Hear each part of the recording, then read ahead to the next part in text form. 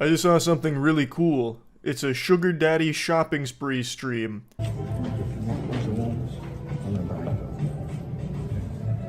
It's about if you want me to have them. It's not about that. We're gonna take those. That's so badass. We'll take them both. What princess wants, she gets. I'll just go ahead and take a little extra money out of my grandkids' Christmas cards this year. So this dude who looks like someone tried to create David Hasselhoff in the Soul Calibur character creator is the sugar daddy of this streamer, and she did a stream where he just bought her a ton of shit. Wait, I feel like I'm gonna cry. Did you show me? Wow. I'm obsessed. Terry, you have no idea what you just did. Unironically, he might not know what he just did. He is old. He looks like he was around when they first invented chocolate. There's a good chance he forgot that he just bought you this. You shouldn't be taking him to the mall to just buy you a ton of expensive items. You should be getting him some fucking Metamucil. I've made fun of sugar daddies for a long time. I think it's one of the more pathetic things you can do. I have more respect for people that lick public toilet seats clean, to be honest. But seeing it unapologetically streamed here and putting a face to the title, it was just like a new level of sad. This guy throws on the leather jacket, puffs out his chest, and just starts buying his kitten everything under the sun in the hopes that she'll fall in love with him. Even though it's super clear from the stream, she's just using him as a piggy bank and that's it. And even beyond that, it goes a step further. She's now streaming it. So using him not only as a piggy bank directly, but also as a prop for even more money through her stream. It's also not the first time she's streamed a date with the sugar daddy. She streamed like this entire outing of expensive indulgence, and it seems like she's got him wrapped around her finger. It is a coin block, and she is Mario just jumping and popping all the coins out as often as she can here. Thank you. No. I know, and I've been wanting it for so long. That's what you said. You guys. Oh my god. I can't even believe it. Congratulations. Thank you very much. Thank you so much. Happy holidays. Oh my god. That little glitch in the footage seemed like something straight out of a horror film, like the videotapes from The Ring. But yeah, he'll spend oodles of cash for a quick peck on the lips and a brief hug, and she'll usually laugh about it, look uncomfortable, and then show off the items to the chat. Now, I watched some of the date stream she did with Terry, and then I watched some of this shopping spree stream as well. She actually treats this guy like she's taking care of her senile grandfather. She's helping the customers that are buying shit. He said, where does she go? To the people that are fucking paying. Come on, Terry. I'm gonna start asking other people's boyfriends to buy me shit at this point. Love you, Terry, but come on, bro. A little peek behind the curtain there. Who could have seen this coming? She doesn't actually care about Terry. What? Oh no. That just shattered my whole universe. Who could have imagined? I also can't help but just be in awe of her gluttony. He just bought her some expensive shit and now she's like, might have to just start asking other people's boyfriends to buy me things. Tick-tock, Terry. Come on, you're awfully slow here. Let's get this farty sharded. I'm going to need more expensive items. I haven't had my fill yet. I'm not satiated. Terry, you might want to really start jogging over there and get her attention so you can buy me more things. You were talking big game, and then we get onto the field, and suddenly you're underperforming, which is fine. I'll pay for my own fucking bag, but I want to leave with a fucking bag. I love you, but you know. What an angel.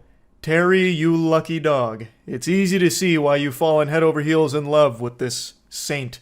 I almost threw $100 at my computer screen. When she was complaining right there, I thought, no, she needs this money. Someone hasn't bought her something in minutes. She's gonna starve. I just can't believe she actually has the gall to get this angry in public and on stream about Terry not buying her enough. Saying that he talked a big game but now is underperforming after already buying her some expensive shit.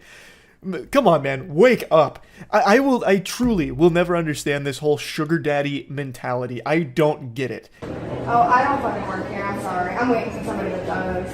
Yeah, I'm in the same boat. My sugar daddy isn't paying. Yeah, my sugar daddy's here. Look, wait for him to come in. He told me he's talking big fucking game, right? Get in here, suddenly.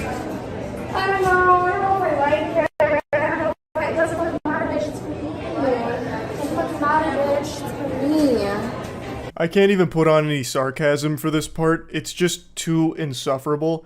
She is fuming, throwing a temper tantrum because Terry hasn't bought her enough. And she starts whining to just normal people in the store about it as well. Just exposition dumping, just throwing out all of the lore about this. Well, my sugar daddy said he would do all this, and he hasn't done that. Where the fuck? Like, how can you have so little shame? Okay, let's get that in the stop. Let's do it? Let's get that. Really, sweetie? Stop. Let's just get that. Really? Yeah. Are you sure? Yeah. We don't have to. We can walk out right now. We'll go ahead and get it. Okay. You better get it while he's saying yes. Yeah. We'll go ahead and get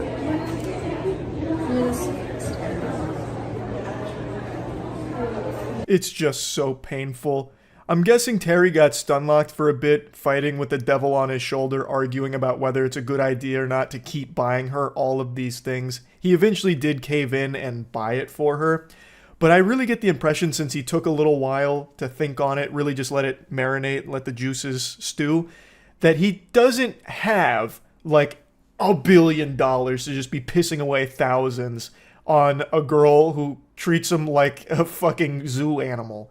Like, it feels to me like this is a guy who's just been really manipulated by this streamer, and now he just keeps spending more and more money to try and make her love him.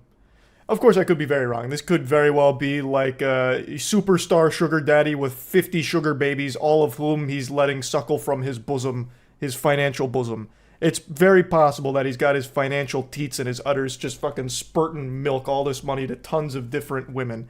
I have no idea, really. But just the fact that it took him a while to decide to buy this for her makes me think that he really had to consider that financial decision. Let me know if you want me to pay you back.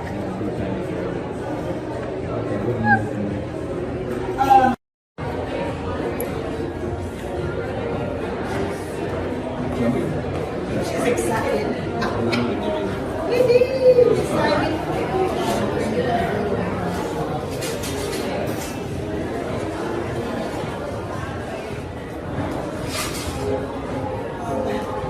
Hit something right here. Thank you so much. Thank you. I'll be right back. So much. Ma'am, did you get taken care of? Not yet? Dude in the background knows this is a bunch of barnacles. His expression really sums it all up. It's so fucking weird. She hits some Fortnite emotes while she celebrates getting this man to spend more money on her. Even drops the "I'll pay you back" line, knowing full well she has no intentions of doing that whatsoever. And if Terry did actually say, hey, can you pay me back? There would be hell. It would be scorched earth. It would be the last time Terry ever saw her face. She would lose her mind, go ballistic, go off her fucking gourd. Cheers, sweetheart. Oh, I'm looking at you. You're beautiful. You're so sweet. And you're fun. And you are pretty fucking smart. I try to throw stuff by you, but I tried 3 or 4 things. I didn't get anything by you. Thank God. But I'm not giving up. I'm going to continue. You can keep trying. One day, if I'm really drunk, you'll get me. But I couldn't drink today. I was driving. Okay, no D&D. No drunk and driving. Terry, my Okay. Tiffany bracelet, my necklace, the purse. The purse that we... And they say chivalry's dead. Romance, like something out of a fairy tale. Terry, she's not pretty fucking smart. You're pretty fucking dumb, man. Open your eyes. You're being used for your clams, man. God, this whole sugar daddy thing, like I said, is just so sad. I don't know if Terry's been manipulated into this role or if he is someone who is a proud sugar daddy. That I'm not really sure of. I can't quite tell from the little bits of the streams I've seen of them together. But Jesus Christ, it is so painful to watch. Goodness gracious, holy cannoli. Anyway, I just had to share this because I could not believe that we're at a point now where we're getting sugar daddy streams. Oh, fuck. That's really about it. See ya. Alright, you win. I'll roll over and show you my belly. I submit. My arm has been getting twisted by tons of people demanding that I speak about the Sydney Sweeney Bathwater soap. Apparently it sold out in seconds. It's taken the world by storm. As the utmost authority on both bathwater and soap, people are turning to my expert analysis here to weigh in on this subject.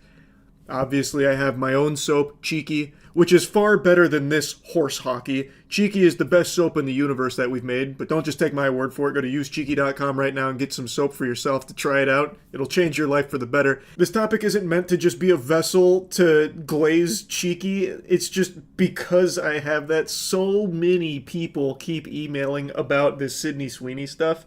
So I had to mention it. It's become extremely clear that Sydney Sweeney has teamed up with these schmucks over there at Dr. Squatch just for this big marketing campaign here. Now, I think had she known about Cheeky, we're kind of new to the scene, but had she known about us, she would have been sprinting over here, bearing bathwater, begging to be part of the squad, part of the crew, part of the ship, and we would have embraced that with open arms. And I'm not here saying that we're shutting the door in her face, because I'm sure she's going to make the correct decision and be on the right side of soap history eventually. But for now, she's with Dr. Squatch for these soap bars, and she's kind of like the spokesperson for them at the moment. So anyway, this has clearly been a very successful marketing campaign with the whole Sydney Sweeney bathwater-infused soap bars.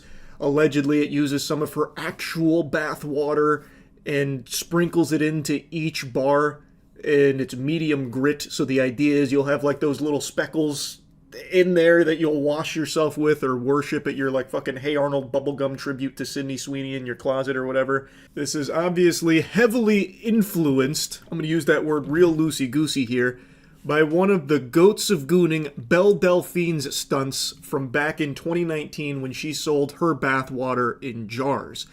Now, Belle Delphine was a pioneer in the industry. If e-girls were athletes, then she's fucking Babe Ruth. She was the great Bambino. She wrote the book on how to hose gooners for their piggy banks. She is like the John Madden when it comes to these plays. And now Sydney Sweeney basically just ripped a page out of that book and tried to replicate that success.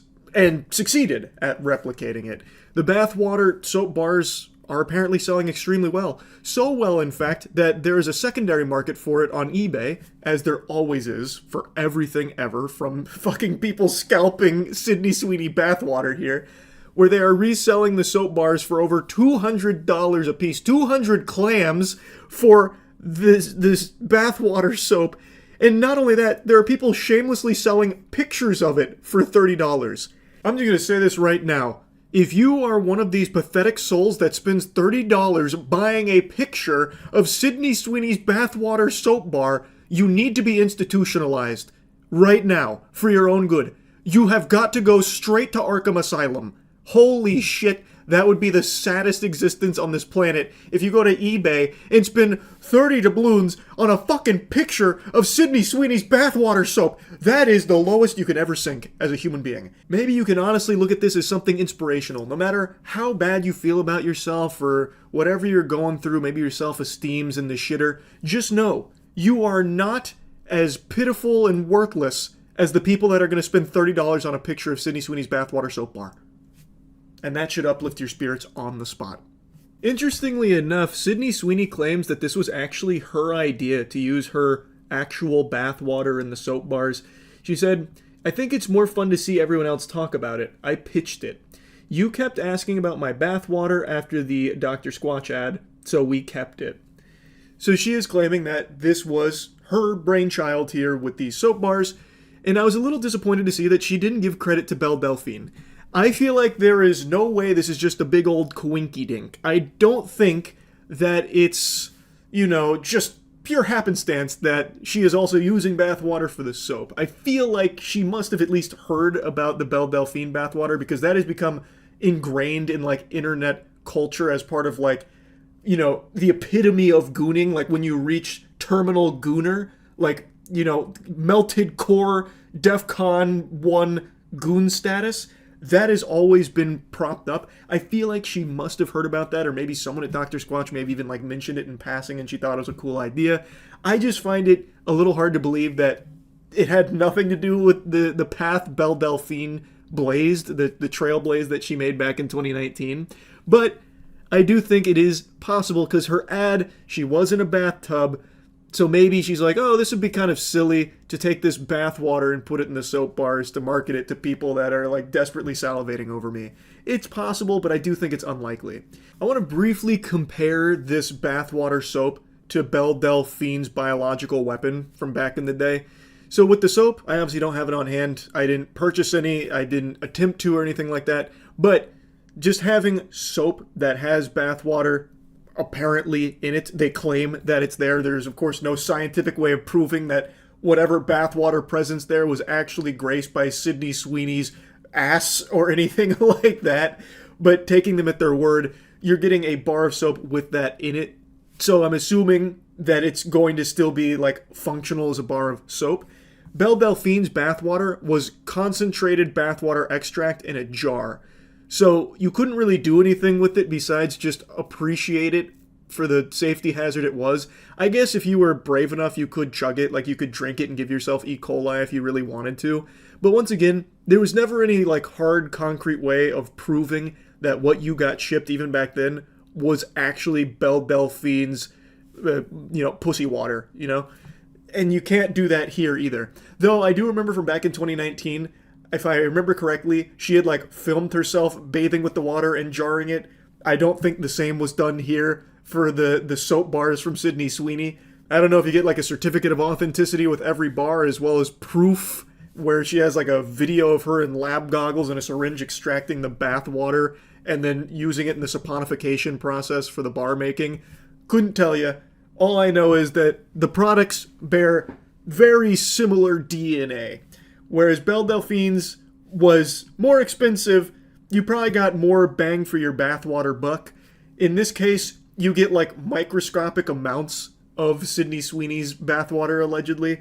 So, I'm not here to try and sell you one way or the other on Belle Delphine's ancient bathwater brew versus, the most recent one with Sydney Sweeney. I was just, giving you my perspective as someone who's seen both of these unfold in real time. Something I found interesting, though, is just how closely history repeats itself. When Belle Delphine did this back in 2019, it was very controversial. It led to a huge conversation where everyone was, like, debating and, like, furious about the whole thing, like, getting mad.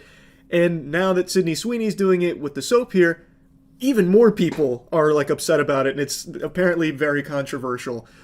Because now she's, like, an actual actress. She's like a full-blown celebrity, whereas Belle Delphine was more of like the e-girl celeb, so it's a little more niche. Sydney Sweeney opens this gooner degeneracy, Pandora's box to a lot more people that were maybe previously unaware. So this has become even more controversial than the Belle Delphine bathwater, which I found really interesting because I thought a lot of people would look at this and just kind of write it off as like, been there, done that, kind of lame, the novelty's worn off. I was very wrong with that assumption. That is not what's happened at all. It is once again blown up, like in a pretty big way. Like not to front page headlines or anything, but since she has so many fans as a full blown A-list celebrity, a lot of people are like expressing disappointment in her for doing this and stooping so low, as opposed to just viewing it as like a lighthearted, silly thing or like a joke. I don't know, I just found that kind of interesting because I didn't expect it to be like a big deal for her. I highly doubt this does any damage to her brand or anything. I don't think she's going to lose roles over doing something like this, like a lot of people are claiming that she just threw away her whole reputation with this. I think that is severely exaggerated. I'm sure her career will be just fine after the bathwater soap. I just found it fascinating how this was once again a big deal. I didn't expect it to be. That's really about it. So yeah. Florida woman smears dog poop on neighbor's face. Why would she do that? She comes slamming over to me and took the dog shit she had from her dog and rammed it into my face. What? Oh, come on. There is dog feces smeared across his forehead. I don't know anything about that. Why would you do that? I can't believe she did it. I don't know why she did it. I can't believe you haven't wiped it off. Oh my lord, he's just sitting there with it.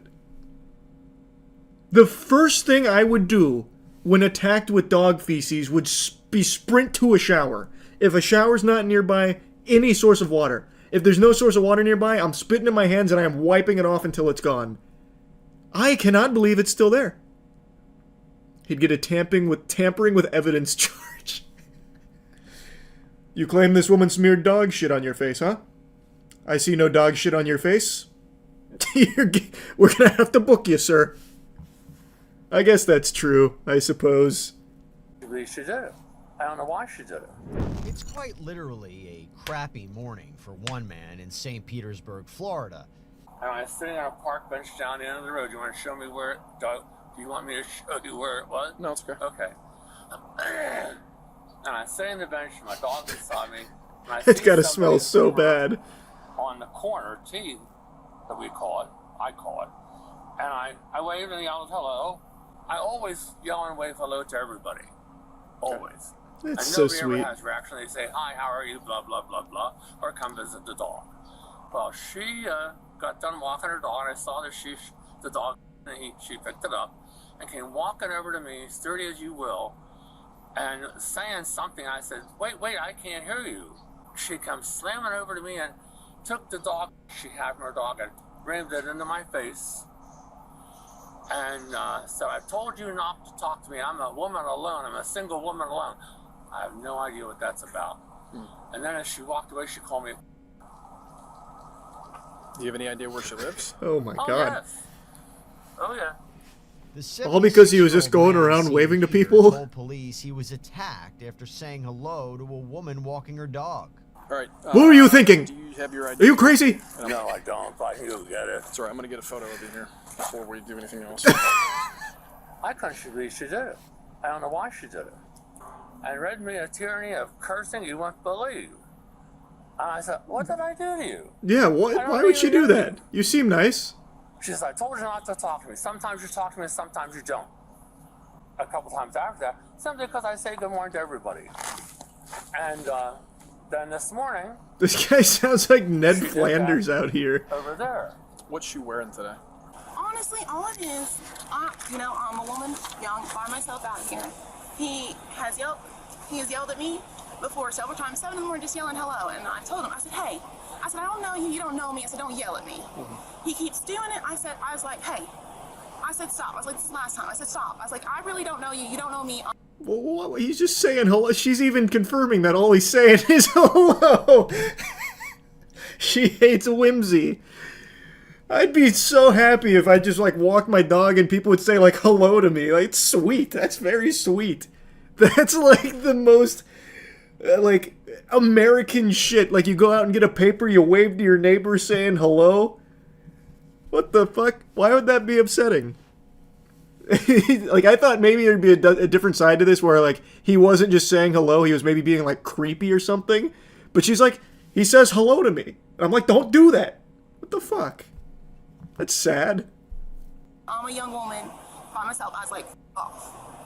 And then today, I yelled a little more. I don't usually use the word. But all I want is him to just, like, not yell at me in the morning. Like, can he not do that? How did he get dog feces smeared across his forehead? What? Ew! There is dog Who would do feces that? smeared across his forehead. I don't know anything about that. Okay, no. Do you have, Nothing more than yelling. Do you have any? And it doesn't matter. Do you mind if I... Do you have any identification on you? Can you hold your hands out like this? I want to just take a peek. Look for any poop particles, maybe. I'll get my monocle out. We'll get a forensics team out here, too, just to double check. I know I can get it. I live right there. I can get it out of my purse. Would you be so kind? Yeah, come on, babies. No, don't let her do that. She'll wash her hands. Suspect is 28-year-old St. Pete! Robert. It's always St. Pete! We are cooking in St. Pete these days. The Tampa-St. Petersburg area is on a heater right now. We're having a generational run of body cams. Were you walking your dog to let it go to the restroom this morning? Yeah. Okay. And I knew it! did your dog use the restroom? Criminal! Yes, my dog used the restroom. A number 1 or number 2? The waste. Bagged it up like we're supposed to. And You want to see it in the trash? Yes. Open it up, please. I want to see if there's any fingerprints. Okay. Like, if we gotta get that serious about it. Well, considering it was buried, I would not necessarily tend to believe that was the first one of the day. Ooh! When he just... Listen, Yeah. I'll be perfectly honest with you. That's fine. I should probably call, you think, a lawyer? Or, like, what's this going? Because now he's saying these things. We've only yelled at each other, like, just like... Imagine. This is a high-stakes investigation. I think I've already cracked, like, a methodology to figure out if she was the poop smearer. The hash-slinging fucking poop slasher. If she didn't smear it on his face, have her, like, eat something with her hands. I imagine she'd be very afraid to maybe, like, eat a potato chip with those contaminated poop fingers. See what I'm getting at here? I bet she would confess then. Mm-hmm. See, nothing would get by me on the force. Nah, no, I don't think so. I don't think she'd do it. Unless, of course, like, again, there is a chance she was able to wash it. Or, I guess, a chance that she didn't pick it up barehanded. She could have used a bag. Taken the bag and smeared it through the bag, possibly. I didn't consider that. Yeah, that's tough. That's going to be a tough trail of breadcrumbs. Battery at this point. A battery. Because smearing feces on somebody would be considered a battery. Yep, that sounds about right, I would say.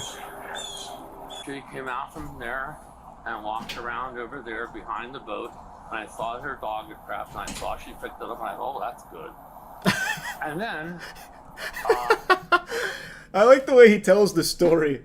He's getting, like, every detail. I saw her over there by the boat. Her dog, well, it made duty, and she picked it up, and I thought, that's good. Like, giving her a thumbs up, like, yeah! Let's go! Like it's a sports game. I just sat there. I don't understand. She said that to me a couple times. I don't know. And she slammed this bag of shit in my face. Oh, it was with the bag. Backwards. And then I tried to push her away, and my hand got caught in her long hair on the... What color? Do you remember what color the bag was? You know, I was thinking about that. It was, you know, they make these neon colors. It was sort of like a teal, the color of my house. Uh-oh. Man, this guy's memory's good. He's sharp. Blue, it wasn't green, it was a mixed shade. And what hand did she push up against you with? This hand, sure. Let's recreate the scene using AI she technology. With her as well? Oh yeah, she took it all with her. All right, because man got shit slapped for zero reason. Everything you said happened except for that. It's the only thing. My face. Correct. It's the only thing she doesn't admit to. She says that's the one thing that she did not do. She says that it was verbal only and there was no physical altercation. That's a lie. That's a lie. I want her charged. Well, I'm going to. If she put poo-poo on your face, I agree. I think you're well within your rights to want to pursue that. I'm no lawyer. I haven't passed the bar or anything, but if she's got a teal bag of dog poop in there, I think we've got a case. I think we got a strong case. I really do. Ma'am, do you have any dog bags on you? Yeah.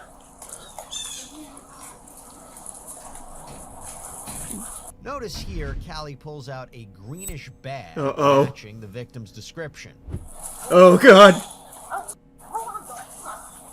The dog's trying to bail her out. He knows it's going south. Mom, we gotta get the fuck out! They know! They know what you did with my waist. But then quickly swaps it for a black bag. Oh! Let's see what the officer thinks about that sleight of hand. Now, pull out the one you just had in your hand. Yeah, that's the one that's sitting on the bench, right by the bench. Okay, so you're gonna be charged with battery because the physical evidence is still sitting over there. It's that bag right there, the green one. It does have feces on it. It matches the feces that's on his forehead. Unless you would like to amend your statement today. Would you like me to show you the bag that's still sitting on the ground over there? Because it's going to match that one specifically, right? And there's a reason you started pulling that one out and shoved it back in your pack and then pulled out the dark black one, which damn! This cop is a real crack shot. I certainly wouldn't have caught that on the scene. That was actually like quick thinking from her to recognize this line of questioning and how to get out of it. So she had like the decoy bag that she swapped to. Oh man, that was like That was a chess match right there between two masters.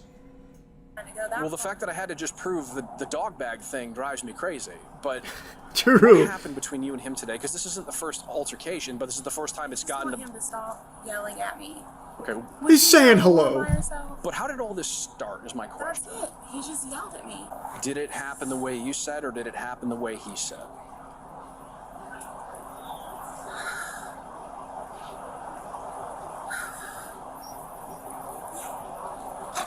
I think we all know what happened. No. Ma'am, I need to And if know. I- if I- Did No. you smear feces in his face with a green bag that you have in your pack?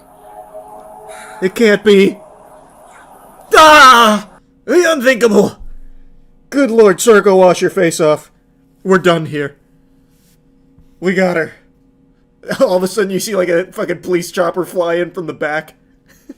In Pinellas County, we have something called adult diversion, right? He's 76. A 76. Lawyer. What the fuck is that? Dog poop? I mean, Vandalism? regardless of what happened. Biological warfare? And I held the dog up and I said, don't say hello to me anymore. And he's trying to get out my hair and I put the dog in. It was simultaneous. I'm not going to sit here and say I didn't do it first or he did it first, but it...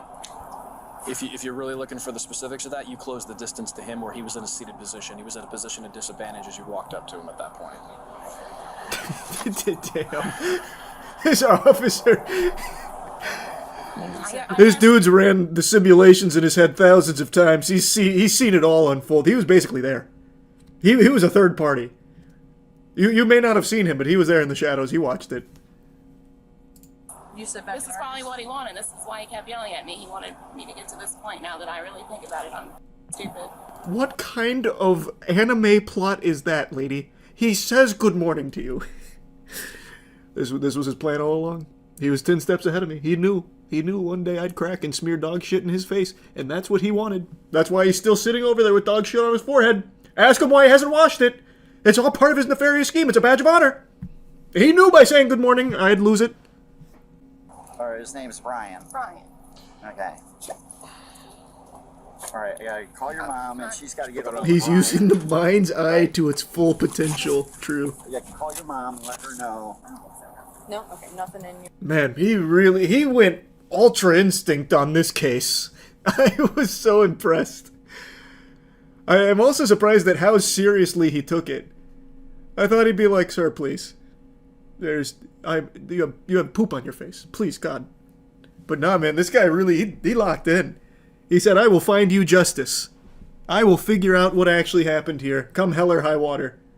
That third title is wild. Florida man who killed neighbor over dog poop erupts at widow in courtroom outburst. Do you not know that story? That one is not fun at all. That one is actually psychotic. What happened is there was a dispute because a neighbor's dog had taken his shit, and I think it was on the other guy's property. They had an argument. The guy kills him in cold blood. Goes to court, gets sentenced, then he calls the guy a bitch. Says that he was like crying at the end when he killed him. He had no regret. It was something like that. It's been a little while, but it was actually just genuinely evil. That's a not fun dog poop story. I don't know if this is like a big fiery debate or if I just got thrust into like a very tiny pocket of hostility, but there is right now a raging battle of people debating whether or not balding is real.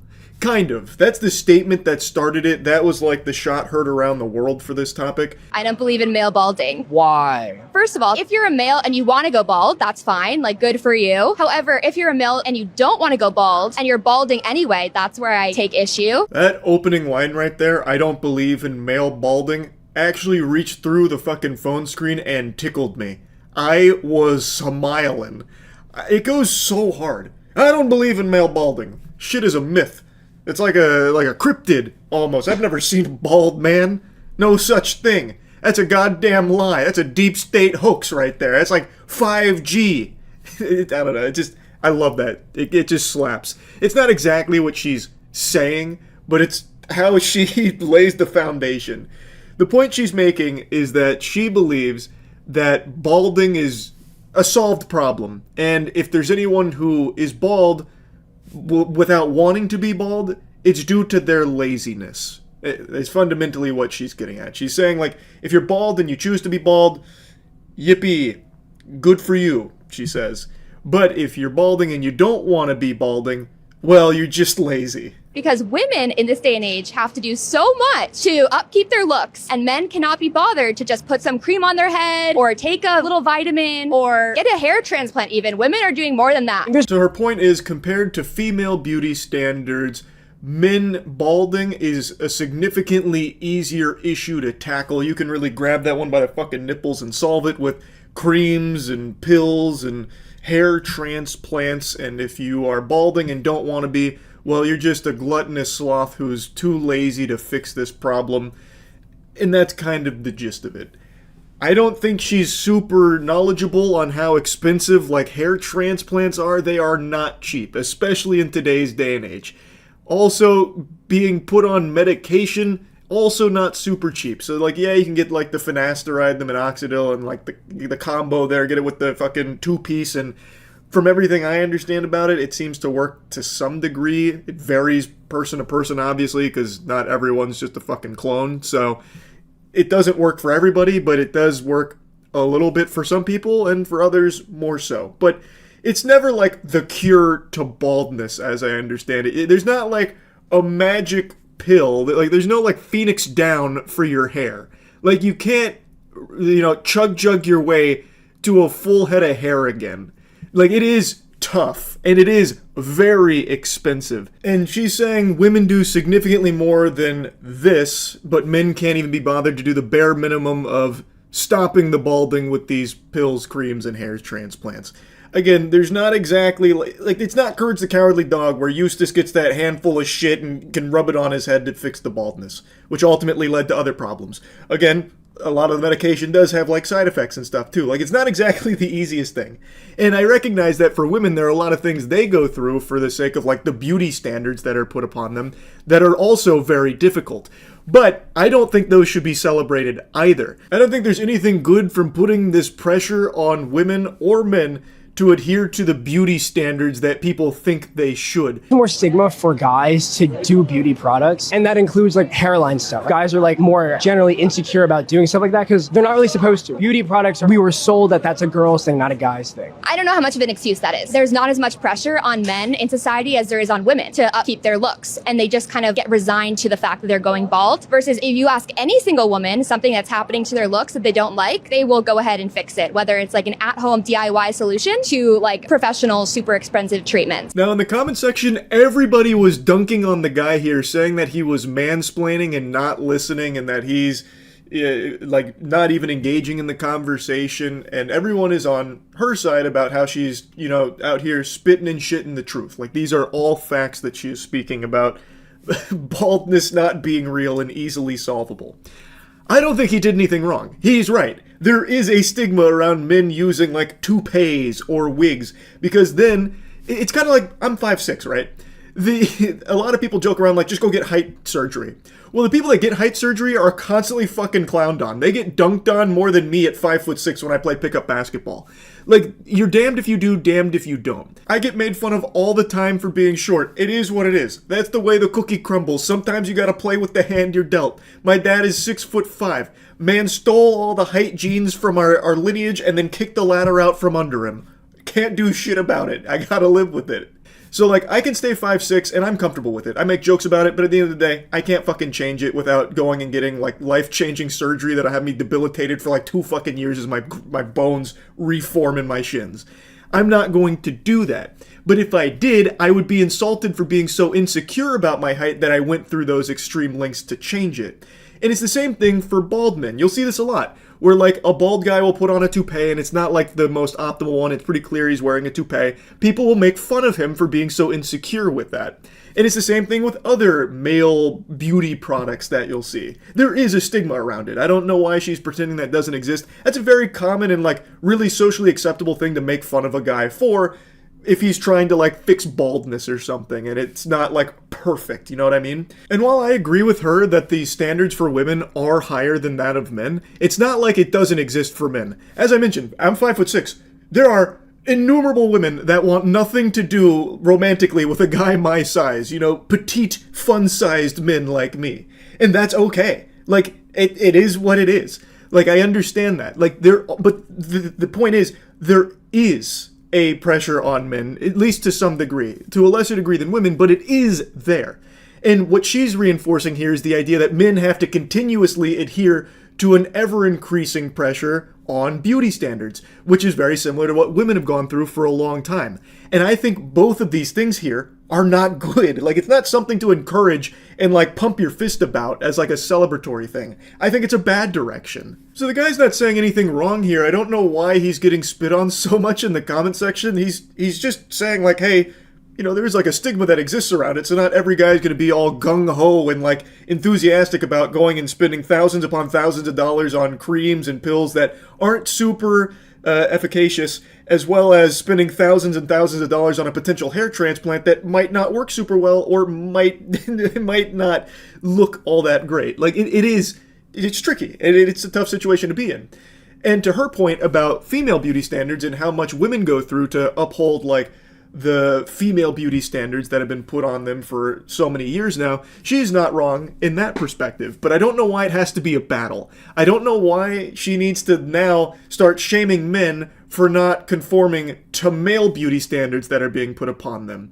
Like, yes, there are significantly more for women, but it's not like men are just allowed to be slobs forever. In fact, I don't know how many of you remember this, Don Toliver just took a picture with, or had his picture taken with his girlfriend once, and the entire internet was insulting him for like 3 full days about how ugly he is and how shameful it is for her to be with him.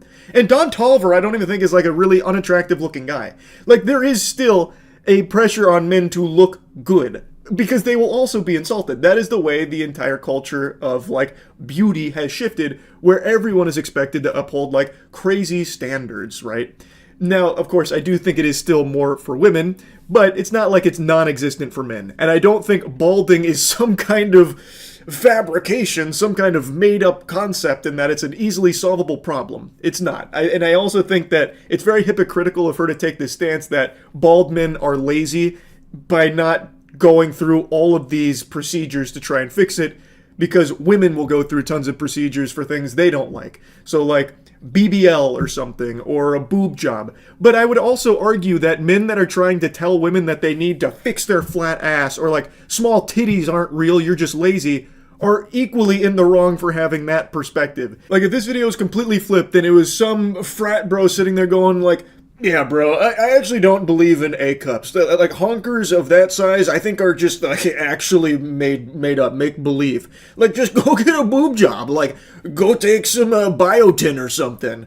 Like, I'd equally be clowning on him for that perspective, too. Like, enforcing those kind of beauty standards and insulting people that don't, like, conform to it, I think is a bad thing. Like, for women and for men. Girls have a lot of pressure to be valued based off their beauty, and guys have a lot of pressure to be valued more on how useful they are. And so guys kind of have an excuse. Like, Jeff Bezos does not have to have hair if he doesn't want to, because he has all the money in the world. I know what you mean, but like, I wouldn't want to be with Jeff Bezos.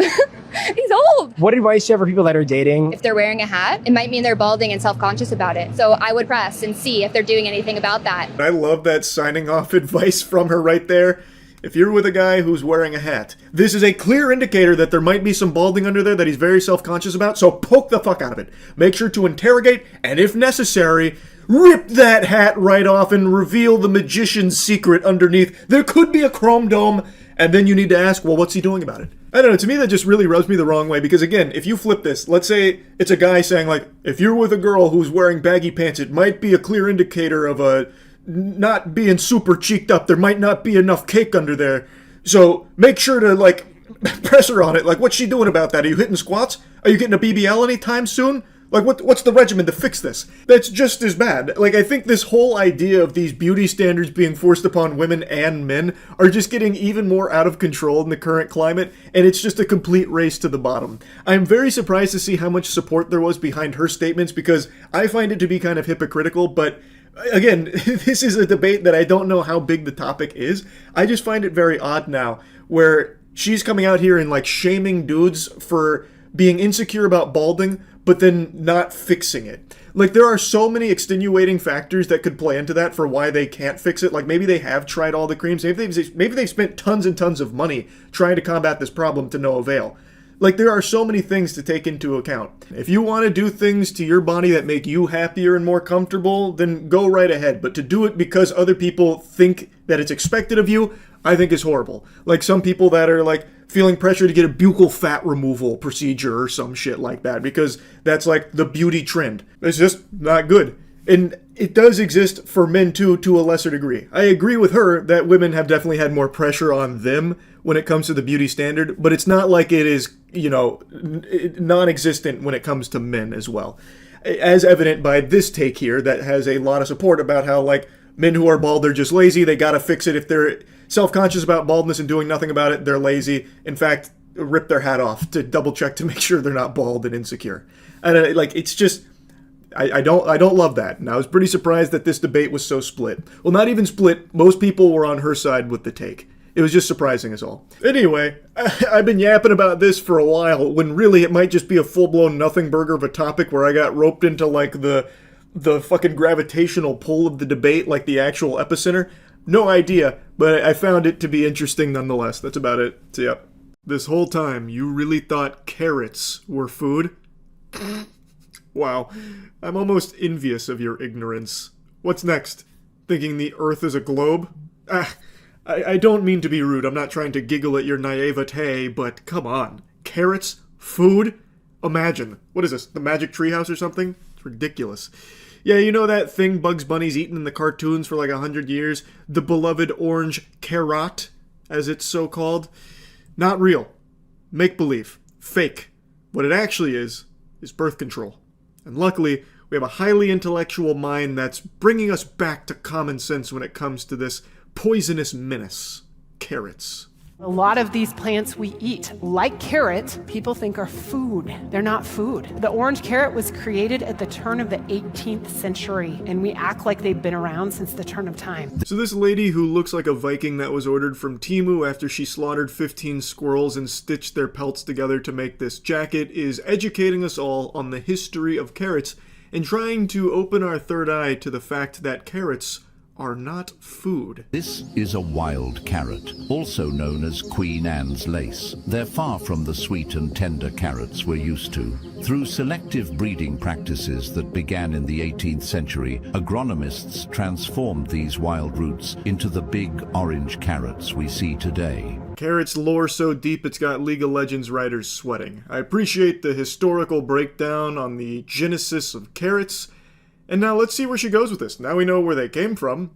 Well, what's the point she's making? What most people don't know is that Queen Anne's lace, the root itself, was used as the morning after pill. It is so toxic, it will abort a fetus. And yes, it's not as toxic now that we've bred the poison out of them, but this is the root, and we're feeding them to our fucking kids. Oh, zoinks. Gotta be honest with you, crazy lady. I think you've been boofing a little too much Queen Anne's lace. As you just said, through many years of breeding, they got the poison out. So now, the modern carrot is not the same thing as Queen Anne's lace. They're very different. You can't bite down on a carrot and expect it to abort a fetus. Also, from what I read, Queen Anne's lace can't do that either. It was used as a contraceptive. From everything I've read, it couldn't do a fucking abortion. But maybe if you, like, mega dosed it, like if you set that Wumbo serving size up, maybe it could then. I don't really know. But what is 100% irrefutable, as she even admits, modern carrots don't have that poison. So what are you mad about? What is the argument you're making? It's gotta stop. I don't want to see babies eating herbs that are able to abort a fetus. That is what Queen Anne's lace looks like. And this is what we've created today. This is the clown food. Do you guys see it? You see how it looks like it should be in a circus? Goofball, you need to be in a circus. What? Like, this isn't even like a good point you're making. You already admitted that it is not poisonous anymore. So it was derived from something that was used as a contraceptive. But it isn't that anymore. You're not feeding babies a contraceptive. You've already established that that's not the case. It's like getting mad at toilet paper because it came from trees at one point. Like, it's separate things now. The modern carrot is not the same thing as Queen Anne's lace. You know that. You've already said as much, and yet you're still getting mad at, like, this imaginary villain you're creating about carrots. What the fuck is happening here? And once you know this, you can't unknow it. You challenging me with that? I'll unknow it right now. I'll erase it from my memories databanks. I've now entirely forgotten it. Checkmate. Fucking idiot. Plants were always toxic to us. Meat never was. This is a list of meat that is deadly toxic to humans. Polar bear liver, because it's high in vitamin A. Her whole personality is meat, meat, meat, meat. She's like a real-life Luffy, but not cool at all. So she's waging war on plants. Plants have always been mean. They've been real jerks to us. There's poisonous plants out there. Can you believe it? No shit! Like, what the fuck? Obviously, there's going to be plants out there that are poisonous. You don't eat them. And she's making this huge hoopla about nothing. It'd be like getting mad at meat because it can get stuck in someone's throat. Like, you're just fighting against something that is completely nonsensical. Now, I've only taken a brief perusal through her shorts, but her whole shtick seems to be carnivore diet is the optimal way of living. She used her son as like a punching bag for a little bit. Like, here's my son before he switched to a carnivore diet. Man, not good. Protein deficient, flat chest, horrible, horrible. Now look at him. Now that he eats nothing but meat and he's jacked. And then she's like, look at me when I was eating more than just meat. And now look at me and I'm in better shape. So her whole thing is like meat every day, all the time, just constantly indulging in meat. Fuck plants, fuck anything that's not meat. That's her whole thing. And I know carnivore diets have blown up in popularity recently, but it's become like a full-blown religious movement. I don't care if you're on the carnivore diet, go for it. A lot of people see a lot of good benefits from it. But her seminars have me giggling with the way she tries to encourage people to get it, and the way that she's like talking about plants as if she's some kind of, you know, being that achieved nirvana by seeing the truth of plants. It's very silly. I also have seen her taking shots at like vegans, like at least a little bit. And she kind of just does the same thing but for meat. Like, it's her whole personality. It's all she talks about is being a carnivore, the primal body. So like, it's pretty silly when she's like, oh, those fucking vegans and fruitarians. Meanwhile, she is just that same archetype, but for the carnivore diet. Too much vitamin A will kill us. Raw shark, because it's high in urea. We've got the pufferfish, it's a neurotoxin, and the Nemora jellyfish. I don't think humans spent much time trying to hunt those guys. These are the only meats that are toxic to us. We can eat anything else. You want a lizard? Go for it. You want a chipmunk? Go for it. You can eat any kind of thing that moves. Yeah, sure, you can to a certain extent if you know what you're doing.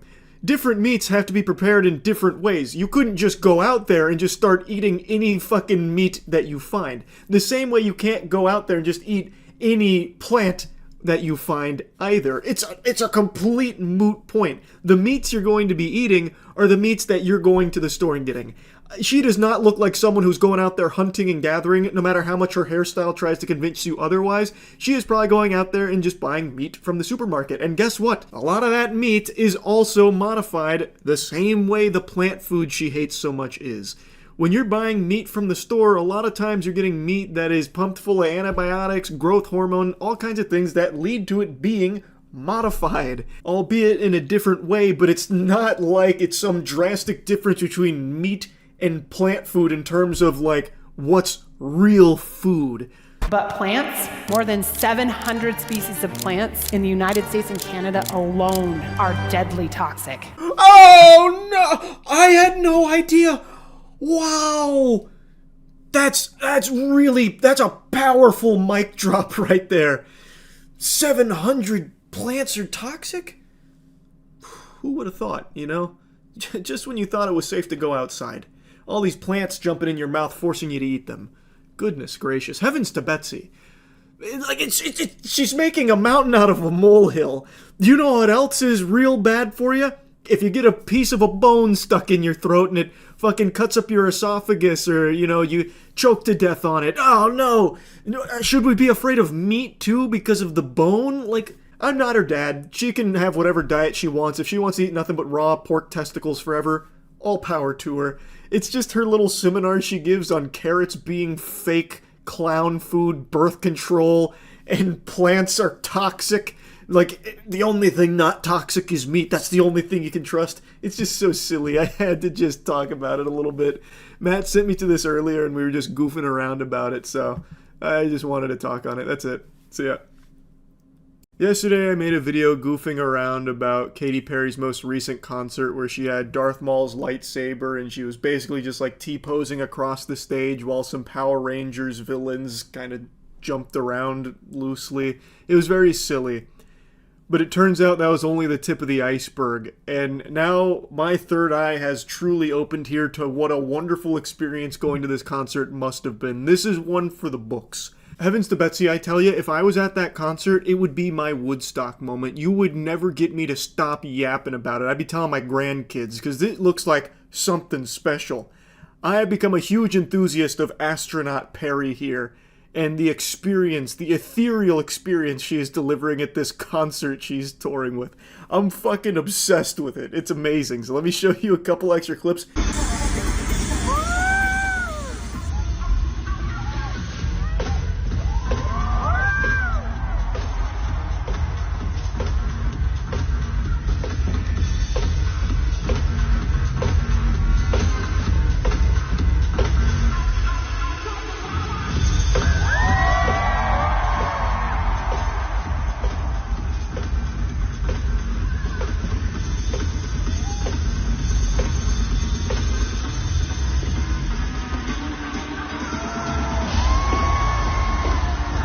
What you just witnessed was performed in front of an arena filled with people that paid to be there to see it.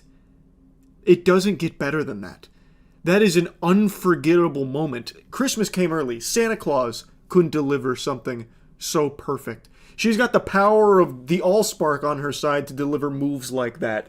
She literally hits a Peter Griffin death pose on stage. Yeah, how? Who came up with this routine? Jojo Siwa? This is unbelievable craftsmanship here. And she also performed that death-defying stunt, don't try this at home, where she had like two backup dancers lift her like a little bit off the ground. I was expecting like a big move from that because there was like a build-up to it. But then she kind of just like very lightly jumps. It was just like that, but a little bit higher with the assist. I don't know if she has like bad knees or something. I don't know what happened in space, but it must have done a number on her body because she's moving around like she's geriatric. It feels like this was choreographed by somebody that just fucking hates Katy Perry and wanted to embarrass her. Like, I don't know how else to describe it. You know how much I love bad dance moves. I literally workshop and theorycraft min-maxing shit dance moves. And not even I could come up with some of the things she was busting there. It looked like a Sims character dancing. She hit some of this, some of that, and then like the Florida Gators moment. Like, that's genius. In the bad dancing community, that's what we call a home run super stinker. That is actually like that freestyle hip hop meme with that lady doing all this. I can't believe what we just got to see. Those moves coupled with the least enthusiastic ass shaking has created an absolute abomination of choreography that you cannot help but give a standing ovation to. I swear to God, she would have been better off if she went out there and hit the I'm Han Solo dance routine. You know this one? Feeling like a star, I can't stop my shine. I'm Han Solo, I'm Han Solo, I'm Han Solo. You know, that one from back in the Kinect era. I've seen a lot of people comparing this to the recent ray gun breakdancing at the Olympics, and it makes sense. This feels like it has very similar DNA there. Maybe there's a chance Ray Gun herself might have cooked this one up here for the tour. Apparently she was also using AI visuals on the screens behind her, which I think gives a lot of credibility to the theory that this whole concert was thrown together extremely quickly. Because when you watch the clips that are coming out, and I'm sure there are moments that weren't as sloppy and weird as the ones that everyone's seeing, but it seems like a large chunk of it for some pretty important songs, it looked like they had just gone up on stage and said, fuck it, we'll do it live, and just winged it. It looked like there was no actual practice or team behind it. Like the moves we just saw a moment ago where she's hitting some of this and then like, you know, dancing. Like, I wouldn't even call it like shaking her ass or twerking, because that is actually the kind of shit that they taught us to do during like defensive exercises back when I played football in high school during the spring season. So like like I don't even know what you'd call that. It just feels like it was haphazardly thrown together, just barely holding on by popsicle sticks and dreams. Thus using AI, because in a pinch they could easily just throw tons of visuals up on screen using AI art. So I think that's probably what was going on. That's just my best guess. I also got to see the director's cut of the E.T.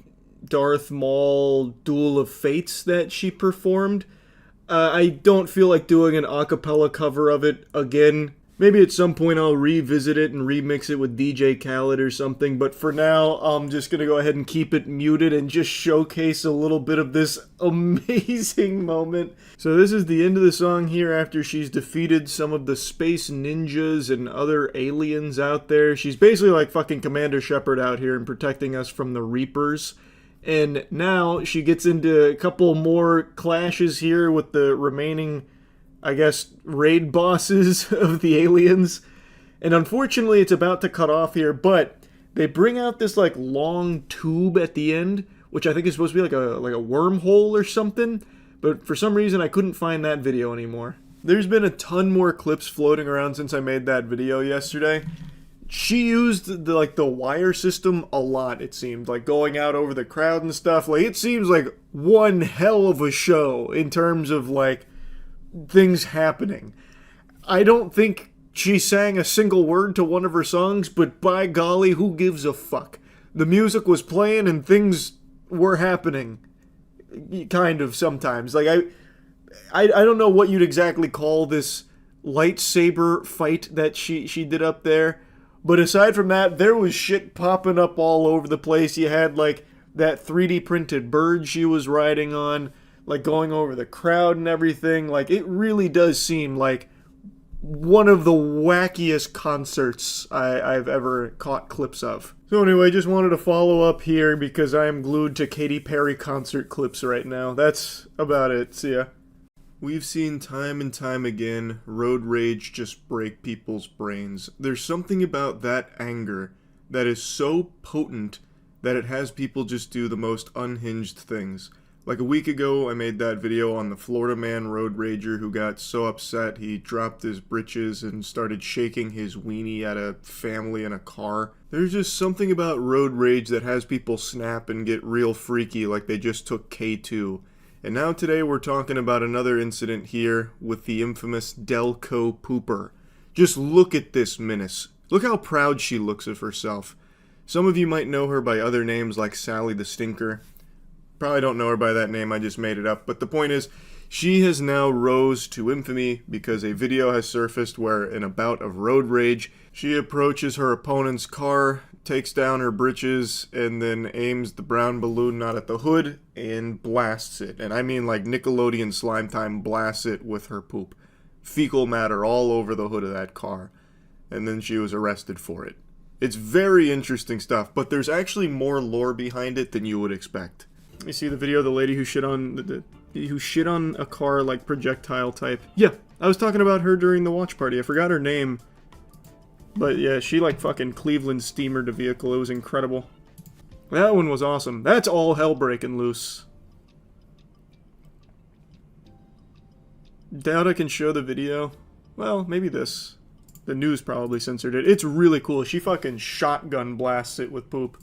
She is seen defecating on a car hood.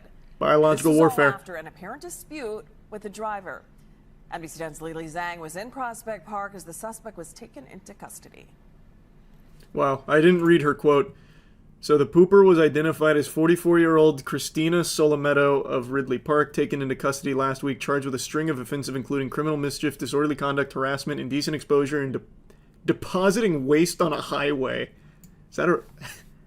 Can't say I've seen that charge before, but her statement, she told authorities it was clean poop, I didn't even have to wipe. Wow. She stated, I wanted to punch her in the face, but I pooped on her car instead and went home. I'll tell you right now, Christina, ain't no such thing as a clean poop. No such thing as a free meal. And it was actual diarrhea. That's like the furthest thing from clean. She just lets it crest. The police chief for Prospect Park says he has seen some road rage cases. That video God, look at the way she approached. Oh man, yeah. Shows a woman.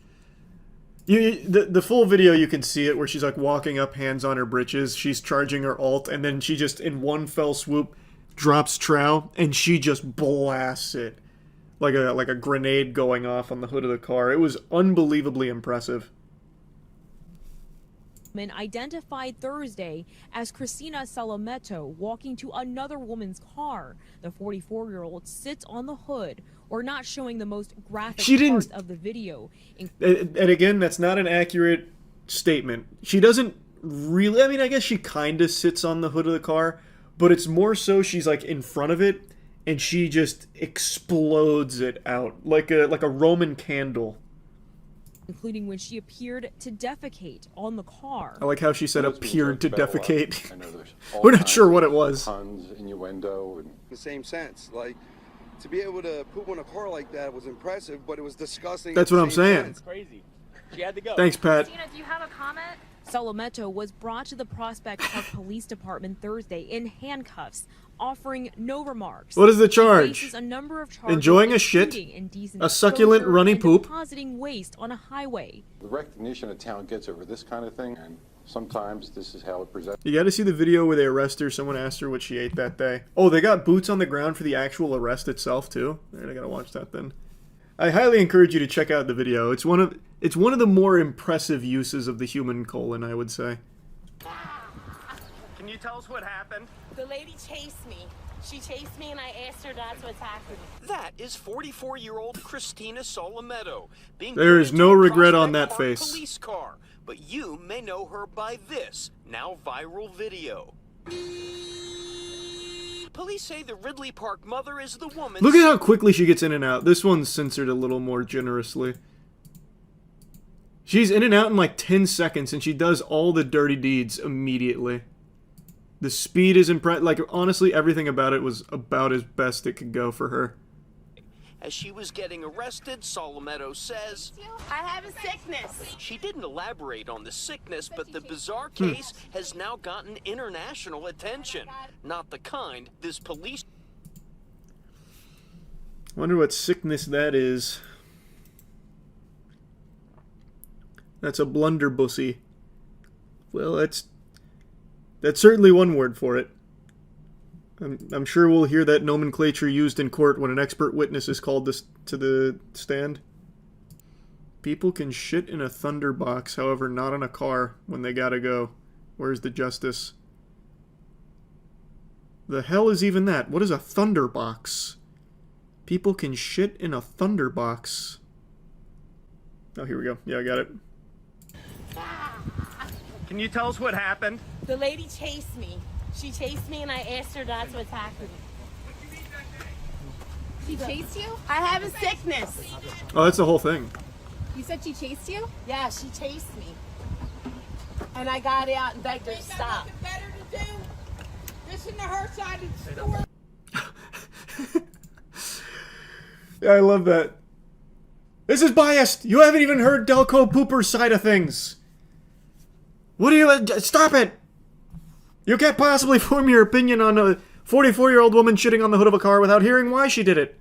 The plot has been getting thicker every day. A reporter just discovered she's a foot fetish OnlyFans model, and he legit asked her if he's willing to make scat porn for him. The article is called We Spoke with the Delco Pooper. What? Oh, here, is it from Philly Magazine? Oh yeah, here. Wait, is this it? Must be. We spoke with the alleged Delco Pooper. I like how it's alleged as if there's someone else that might have been responsible for the shitting. We don't know if it was her or not. We're not positive. Though she did openly admit to it. And we have her on camera doing it. Could have been anyone, though. Maybe a frame job.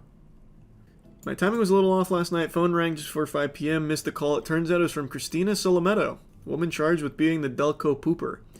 Sent her a message earlier in the day when I learned her identity, but before court records confirmed it, she called me via FaceTime from her Facebook account under Christina M. Shithead. What? Well, that's also her Instagram handle. Maybe she really does have a sickness. Maybe she is like an actual scat fetish performer or something. Imagine you trace her origins back to like 2 girls, 1 cup or something. I reached out to her again later in the evening. She wrote back, "I'm lawyered up." This suggests she wasn't going to say anything else, but then she had another thought. "I was not the angry one." She's referring to the other party in the road rage incident. Well, no one ever claimed she was angry, just that she was shitting.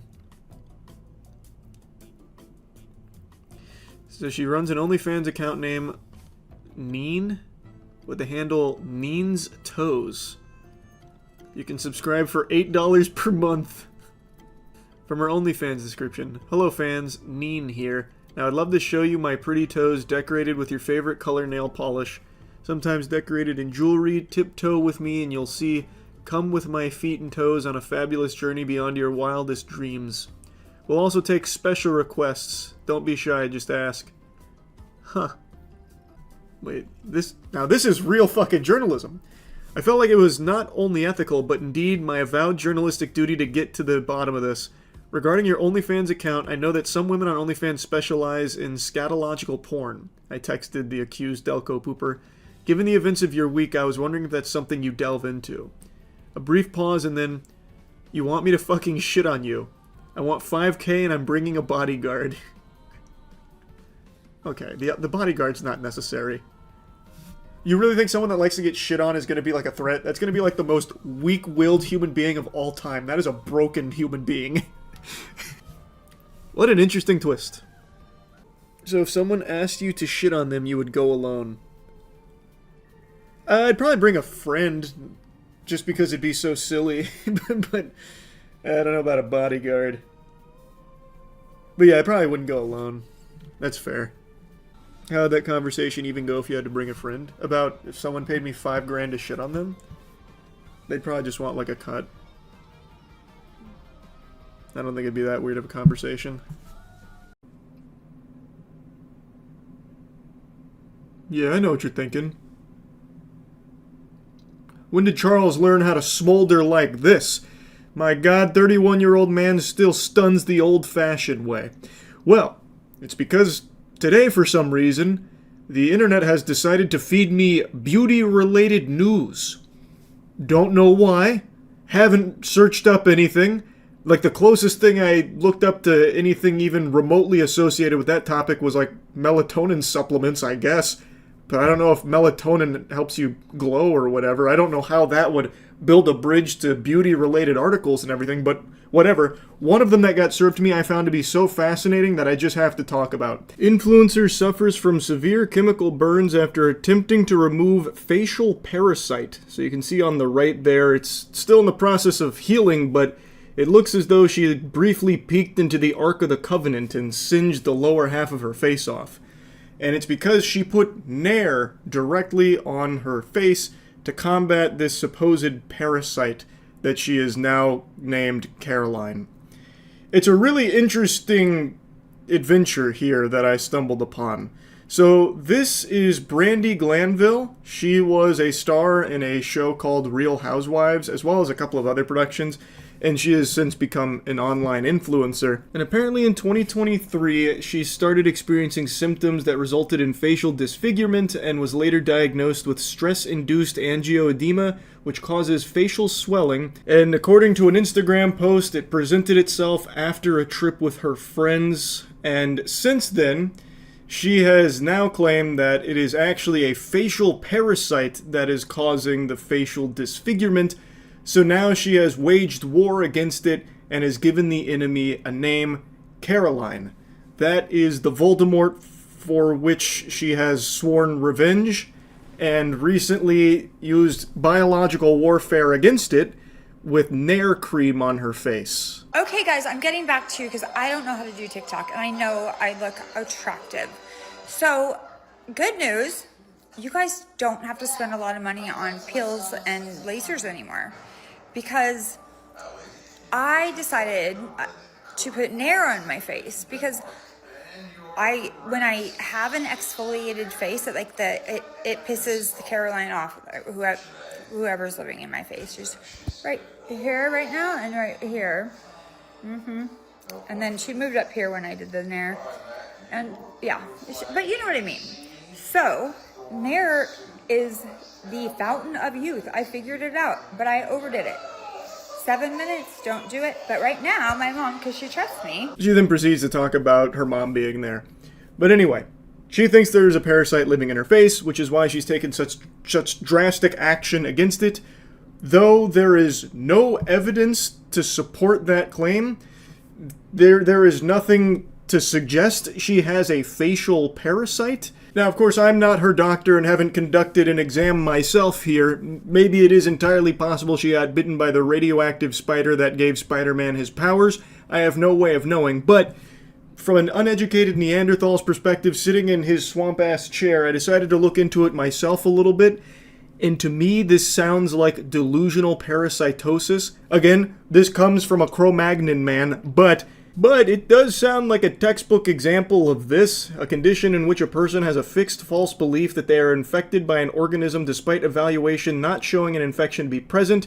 This refers to things like bugs living under their skin, parasites, worms, mites, that kind of thing, even though there is no doctor-supported evidence of it. So now with this belief in her head, she's going scorched earth on her own face. So she's carpet-bombed it with Nair, which has clearly done a lot of damage to it. I don't think it'll be permanent. I imagine it'll probably heal fine. But again, I'm no expert on chemical burns, Nair, or pretty much anything, to be honest. Though I just have to imagine with that whole, like, Nairing your butthole thing, I think the body's pretty resilient when it comes to it. It's just not good to use it on your face and other areas that it's not intended to be used on.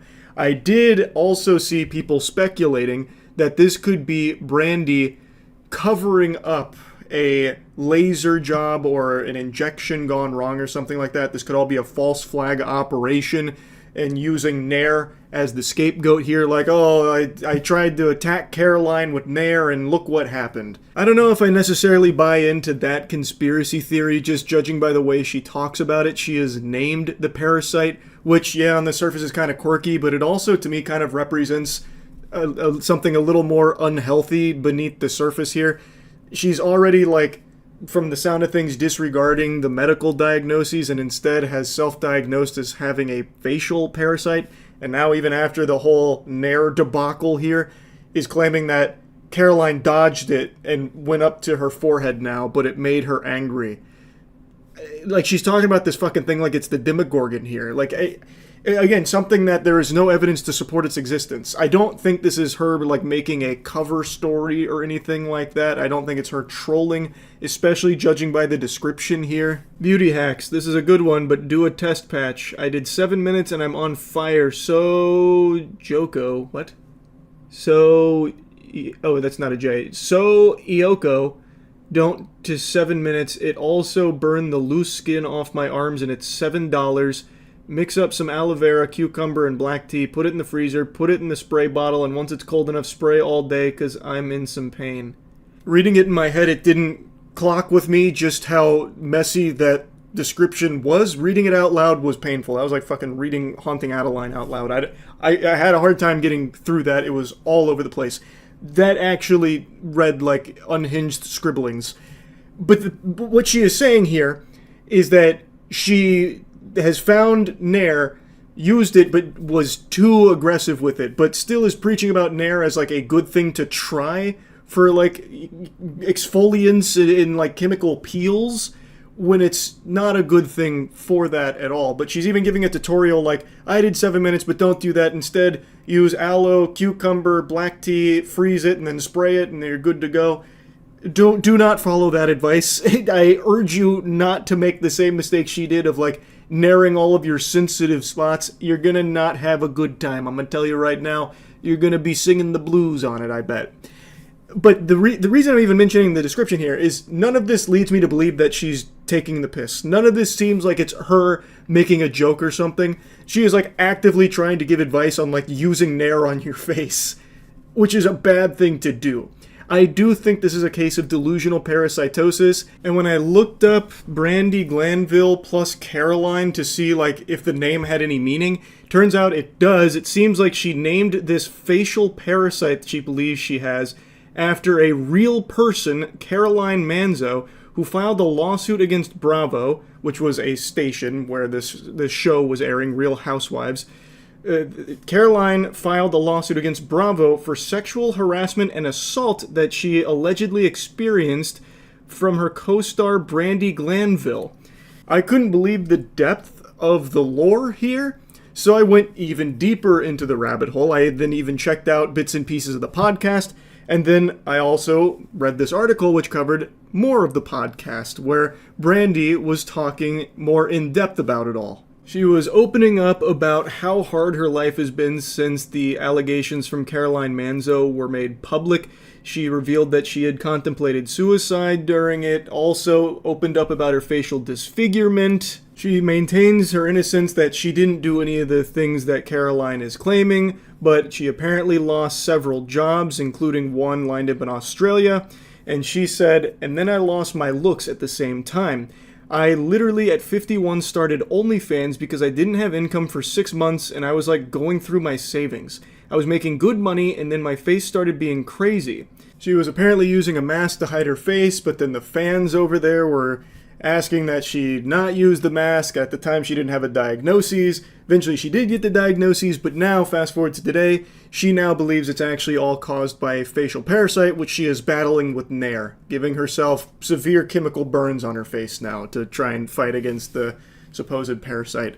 This was a wild ride. Again, I don't know what I did to make the internet algorithm think that I wanted to be fed beauty influencer related news and articles.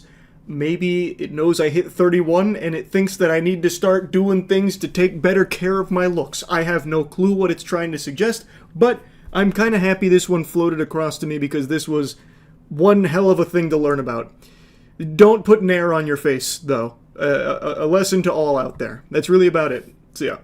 I'm shocked! I cannot believe Twitch is actually finally making bot busting a priority on the platform. Botting on Twitch has been a problem since the beginning of time. And they hadn't taken it seriously forever, but a month ago they made a statement where they claimed, "Listen guys, condoms finally coming off, we're going in raw against bots. We're finally going to do something about it." And I was excited, like that's something to celebrate, but I kind of thought they were just looking to score some good boy points online, like some brownie points, because Twitch's reputation been kind of in the shitter recently. I thought this was just something that they were just doing for lip service. I wasn't entirely convinced they were going to go that hard on it until today. Wow. They have actually done a really good job here, like in this first wave, of getting bots off of Twitch. Like bringing back down these artificially boosted numbers to what they actually are. There's a lot of examples to pull from. The data is all very new, mind you, but I think the best example is from a channel called Mira. I'm sure some of you have at least heard of this because this is something that people have been trying to put on Twitch's plate for the longest time, about a channel that keeps getting recommended to them that isn't actually even a live stream. For the last couple of years, it is just a farming channel where Mira is just farming ads off botted numbers. She doesn't actually even really stream on there. I think she's gone live like a few times over the last couple of years, but it's live 24/7, just pumping reruns of streams she did so long ago, like ancient history. So look at this. This channel, for I think like probably 3 years, I don't know how long it's been going on for, but it's been years, has been sitting at like a steady 2,000 viewers no matter the time of day. And all the channel has done for this time, pretty much exclusively, is run 24/7 reruns of old streams, yet somehow manages to maintain 2,000 viewers throughout the entire duration of it. Then, the day that Twitch bot smiting comes into effect, it goes from 2,000, then down to 1,500, and then the bot detection, I guess, must have kicked into fucking turbo drive. They went Wumbo style. And now she's sitting at 100 to 200, pretty much overnight. This, to me, is like the most clear example of them actually doing something about botting. I was very surprised to see this. Her channel, which is live right now, by the way, because it's 24/7 reruns, this channel is constantly, or was constantly, recommended to anybody with a brand new account. Like, see how I'm not logged in or anything. I'm still on, like, light mode. This stream was recommended all the time, and somehow still had thousands of viewers on just reruns. clearly most, like, rational, sentient human beings aren't going to be watching that. Like, look at the chat. It doesn't move. And this is exactly what it looked like back then, too. No movement, there's no chatting, because it's not real.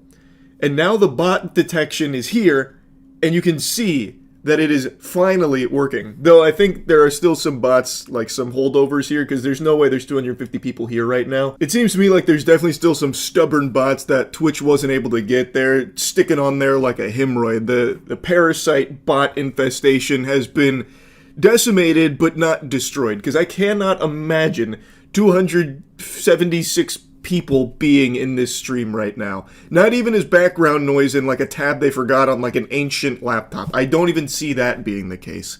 I don't think there is a single soul in this realm right now. This shit is more empty than a theater showing Morbius.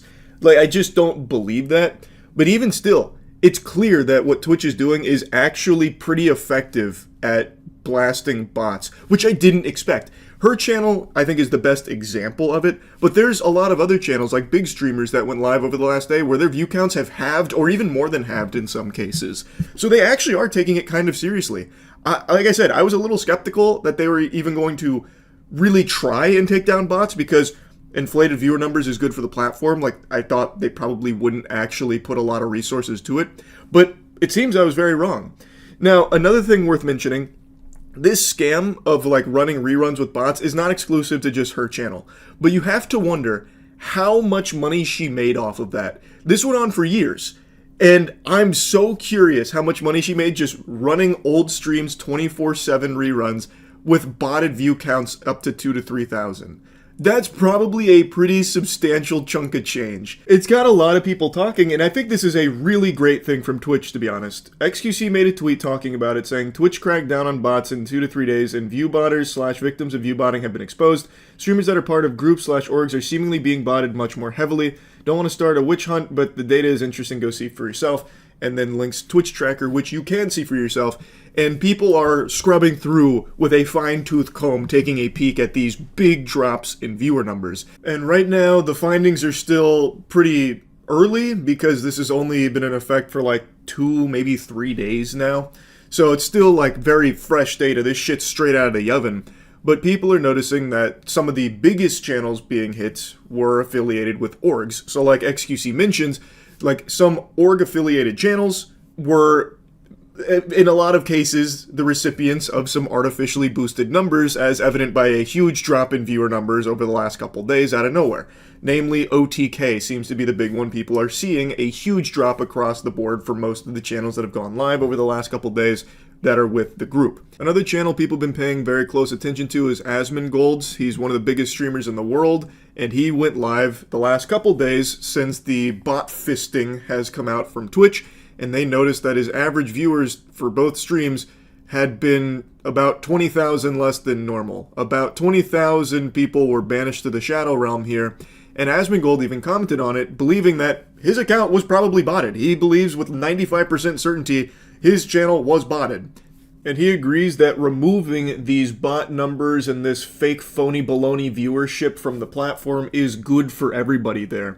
And that seems to be the prevailing sentiment, that everyone agrees that getting rid of artificial viewership from Twitch is a net positive to the entire platform. The only people that'll have an issue with these fake numbers being blasted is going to be the people that are exploiting them. The people that are using the bot services are the only ones that are going to be outraged about it. Now, I also imagine the cope from a lot of people that are going to get caught red-handed with bots is going to be, it wasn't me. I must have been the victim of a malicious bot villain, a supervillain twirling his evil cartoonish mustache. Must have been botting me for all this time. I had no idea. And in some cases, like, that is a real thing. There are cases where some people will bot a channel just because they think it's going to get them in trouble. But that doesn't happen. Like, Twitch, for the longest time, has not taken this botting problem seriously. So that whole idea of, like, a bad actor botting a channel to try and get punishment put upon a streamer they don't like, it's not that common. It happens, sure, but it's not that common because everybody knows Twitch hasn't done anything about botters for so long. So how the fuck could that possibly still be a strategy that someone that doesn't like you would use? That's like you and your buddy going to the public pool and you eat pizza together and then your friend tries to tell the lifeguard that you didn't wait 30 minutes before getting in the pool. It's like, okay, who gives a fuck? Like, that's the whole way Twitch has treated botting for the longest time. Until now. I think that's going to be like the crutch a lot of people will claim. Like, I wasn't botting. I didn't sign off on anyone botting me. This must have been some stranger in the back alleys trying to hurt my reputation by botting me for all this time. And some people, I'm sure, will be telling the truth, but it's going to be hard to know for sure. But one thing that I think everyone will know for sure is that this is a really good thing for Twitch. I am so glad they're actually taking this seriously and actually wiping out such huge amounts of bots. I'm hoping they are still going to continue doing this because there is still work to be done. All of these bot services are going to do their best to circumvent this so that way their clients can continue to pay them money for this service. They're not just going to roll over and die. They're not going to go belly up and just admit defeat. This is always a tug of war. They are going to come up with new ways of trying to evade Twitch's detection, and I'm hoping this isn't just like a one-time thing where Twitch blew their whole load here on this bot blast. I'm hoping they will continue to allocate resources to fighting against the upcoming bots that are going to be, no doubt, surfacing soon. But either way, this is a great step in the right direction, and I hope it continues. Just wanted to yap about it a bit. That's it. So yeah. Jojo Siwa. Even just saying her name elicits a involuntary response from your body, having your face kind of like crumple up like you just ate a warhead or something really sour. Because you always know when Jojo Siwa's name comes up in conversation, it's something embarrassing. Now, I will say, on my short list of idols, she does make it into the top 5 because I think she is truly the best dog shit dancer this species has ever produced. And I am a big enthusiast of bad dancing, so her classic Karma's a Bitch seizure, as well as her guilty pleasure stinky treasure dance routine here. This whole one is a masterpiece because there's not a single move here that looks good. Especially this finale, this is by far my favorite part where it's kind of like some kind of monster walk. That's like a walk cycle a rubber hose cartoon would use when a villain shows up to the scene. But the point is, I love bad dancing, and no one does it worse than she does. Many of you know, I'm actually somewhat of a pioneer myself, the creator of the classic Where's My Hug At? And I've actually been in the lab cooking some new stuff. I don't have a name for this yet, but it kind of combines the Habbo Hotel dance animation with a little bit of like robotic Roomba maneuvers, so you can do like little circles with it. But I'm already getting lost in the sauce. I'm not here to talk about Jojo Siwa's dancing. I'm here to talk about her scamming.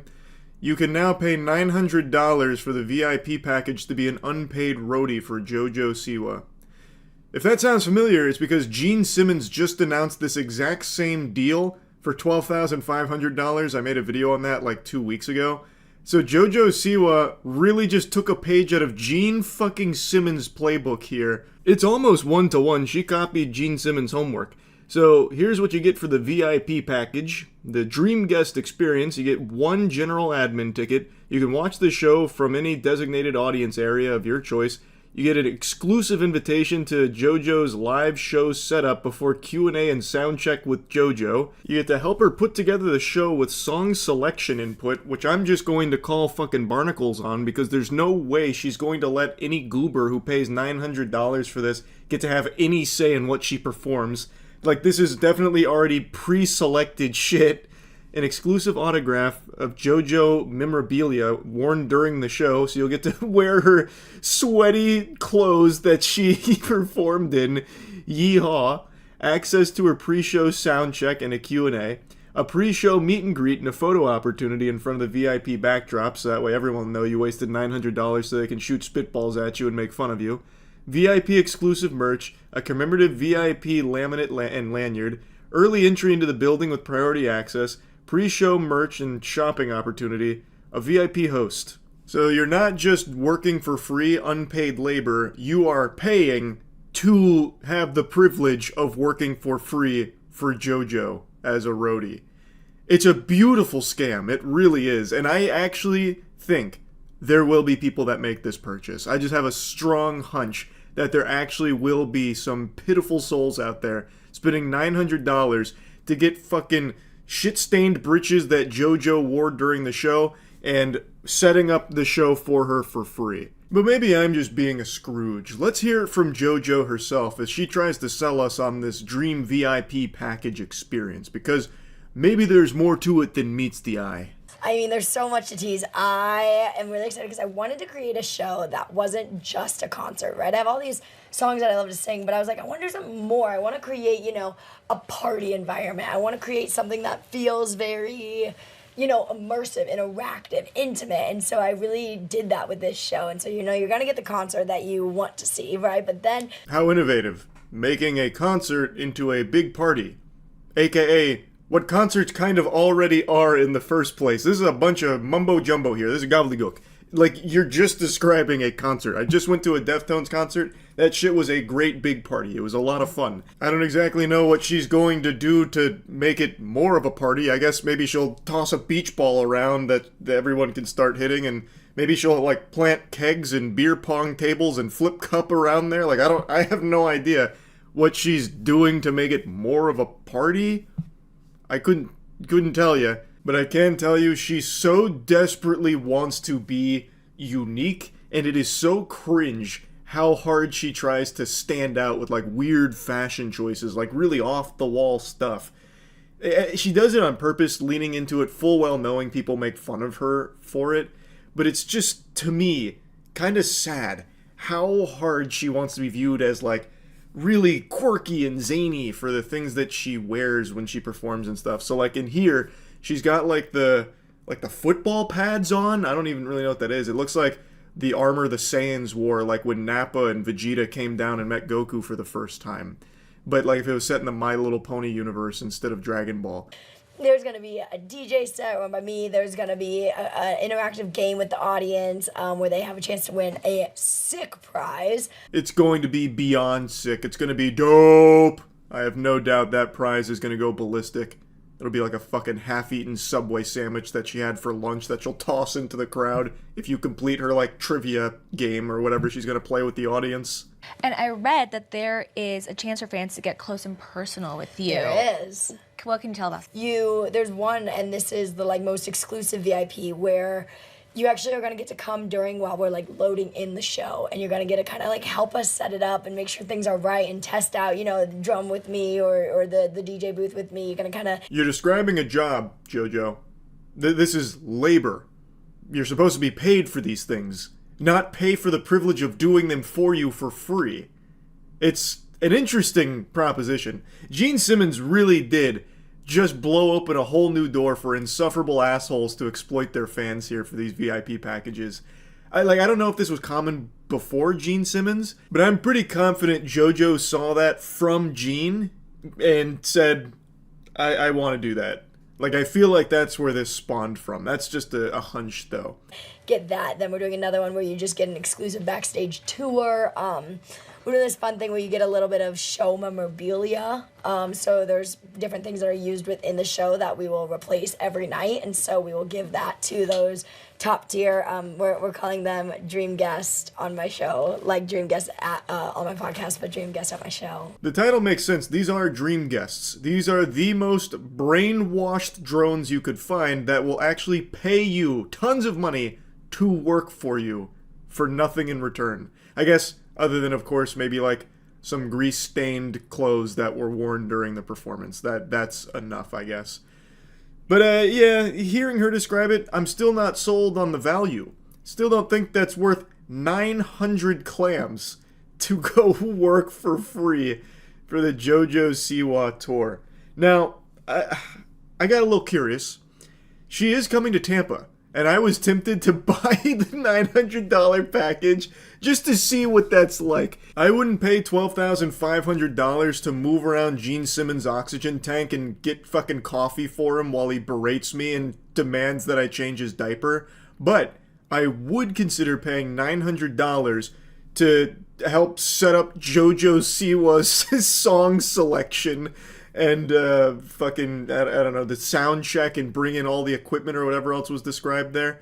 Like, that would almost be worth it as a joke, But I don't think I'll actually do it. It just seems like the joke immediately loses its luster when I show up there and just get put to work. Like, I paid for this package. Now I'm working fucking 6 hours or 8 hours, however long it is to set this up. And then all I get to do is listen to music I don't like. She doesn't have a single song that I could even, like, wiggle my finger to. And I get cursed with some kind of special grade cursed item that she wore during the performance. Like, it just... The idea of it is silly, like paying to do that as a joke, but actually doing it, I would be so ashamed. But I just wanted to mention, I looked it up, she is coming to Tampa, and I thought about it for a second. So yeah, I think this is a terrible VIP package. I don't think it's a good idea, I'll be honest with you. That's really about it. So yeah. Are you mad right now?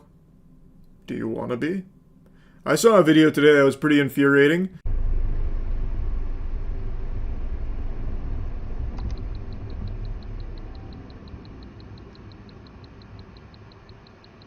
This lady is behind the wheel of a rented vehicle from Tuah. This is allegedly posted by the owner of that vehicle after, spoiler alert, she gets into an accident here and then tries to lie about what happened.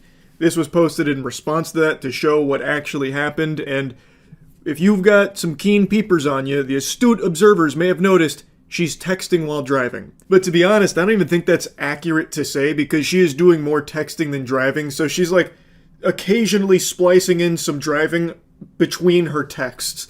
It seems like she's in some kind of heated argument, and that is like her primary focus is sending these text messages while on the road. I'm sure I don't need to educate you on the dangers of texting while driving. I'm not the DMV. I'm also not your dad. I imagine most of you know that, and this is one of the most egregious examples of texting while driving I've ever seen. She could easily have just pulled over and sent those messages if it's that urgent, but instead she said, fuck it, we'll do it live, so she's doing it while on the road, risking her life and the life of those around her. I guess she's really got places to be in those messages. That's like fucking utmost importance. If you're not first, you're last. If you're not pooping, you're shitting.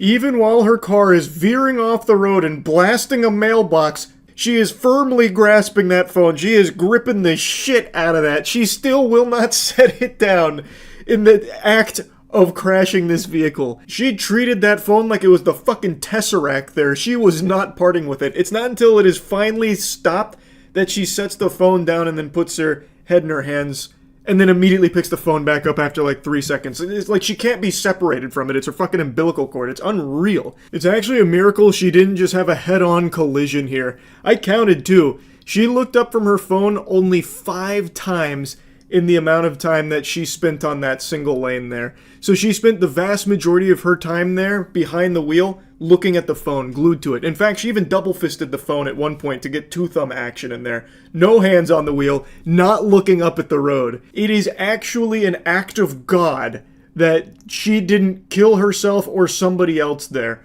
Just an unsuspecting, innocent car that she could have easily veered to the left instead of the right and just hit with a head-on collision, which would have potentially been fatal. Also, her squeals that she lets out, oh man, that is ear-piercing. And then she has like that full-blown like angry middle-aged mom scream after it like comes to a stop when it's entirely her fault. Apparently, again, the story is she's like a nurse practitioner and lied to the Tuah owner here of this vehicle about what happened and why the car got crashed. I haven't seen too many details on all of that, but it's entirely her fault. You can see here in the footage, she is texting the vast majority of the time that she spends on the road. And I imagine this isn't an isolated incident. This is probably how she goes about her daily commutes. You can tell people till the cows come home how dangerous and bad it is to text and drive, but then you're still going to have people like this doing it. And it's actually, to me, it seems like becoming more common. Like, I know there was, like, even a trend a little while ago for streamers to do, like, car streams, and in some of them, they were just texting and reading the chat while driving. Like, while being filmed doing it. So it seems like people don't really grasp how important it is to not drive distracted. But anyway, this is probably the most egregious example of it that I've seen. This is unhinged. It's like she totally forgot she was operating a motor vehicle. She was so engrossed in her phone. That took priority over everyone's lives around her and her own life. Now, I don't know what the outcome of all of this was. There's not a ton of information I can find on it, other than, like, she's apparently a nurse practitioner and apparently lied about how the car got crashed. But the owner of the vehicle had the interior-facing dash cam as well as the other dash cam. People were debating if that's even legal to have, like, a rented car with an interior-facing dash cam. I looked it up. It is, but you just need to disclose to the renter that it's there, which I imagine is part of, like, the signed contract between them or something. I've never used Turo. I'm not super familiar with it. But it seems like the owner is well within the right to do that. And I could definitely see why people that are renting their car out might want that as, like, a bit of a security measure here, as this case beautifully illustrates, where your car gets wrecked and then all of a sudden the person that was driving it starts farting out a fairy tale about how it's not their fault, and then you've got no evidence that it was their fault, so now you're stuck with your dick in your hand and you're going to have to pay for that most likely.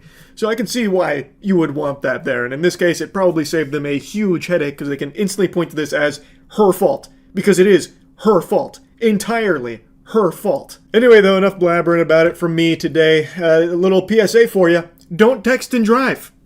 That's really about it. So yeah. I still remember being a toddler, so easily startled, my parents playing peekaboo and I freak out. But then all of that changed when I watched the first Pokemon movie and Ash Ketchum turned to stone. I knew in that moment that I had to be better. I had to expect the unexpected. And since that day, I've never been surprised. Until today, that is. Casey Anthony announced that she's going to become an influencer.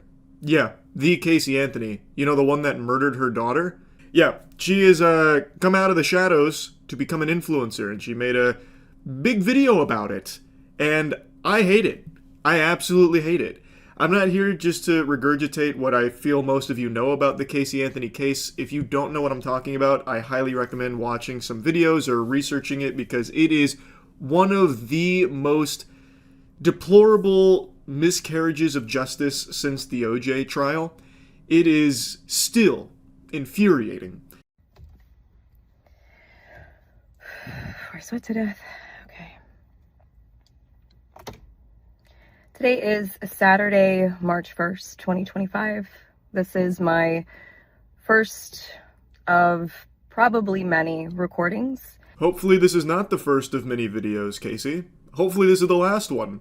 Maybe the case just gets reopened spontaneously so justice can finally be served for when you killed your daughter. That'd be hopeful. Also, if you're gonna film a video, can you at least take it off of, like, this slant? It looks like I'm falling down like a fucking water slide trying to watch this. Got the goddamn audience with the drunk goggles on here trying to see whatever you're yapping about. Like, why would you even film a video when it's like this?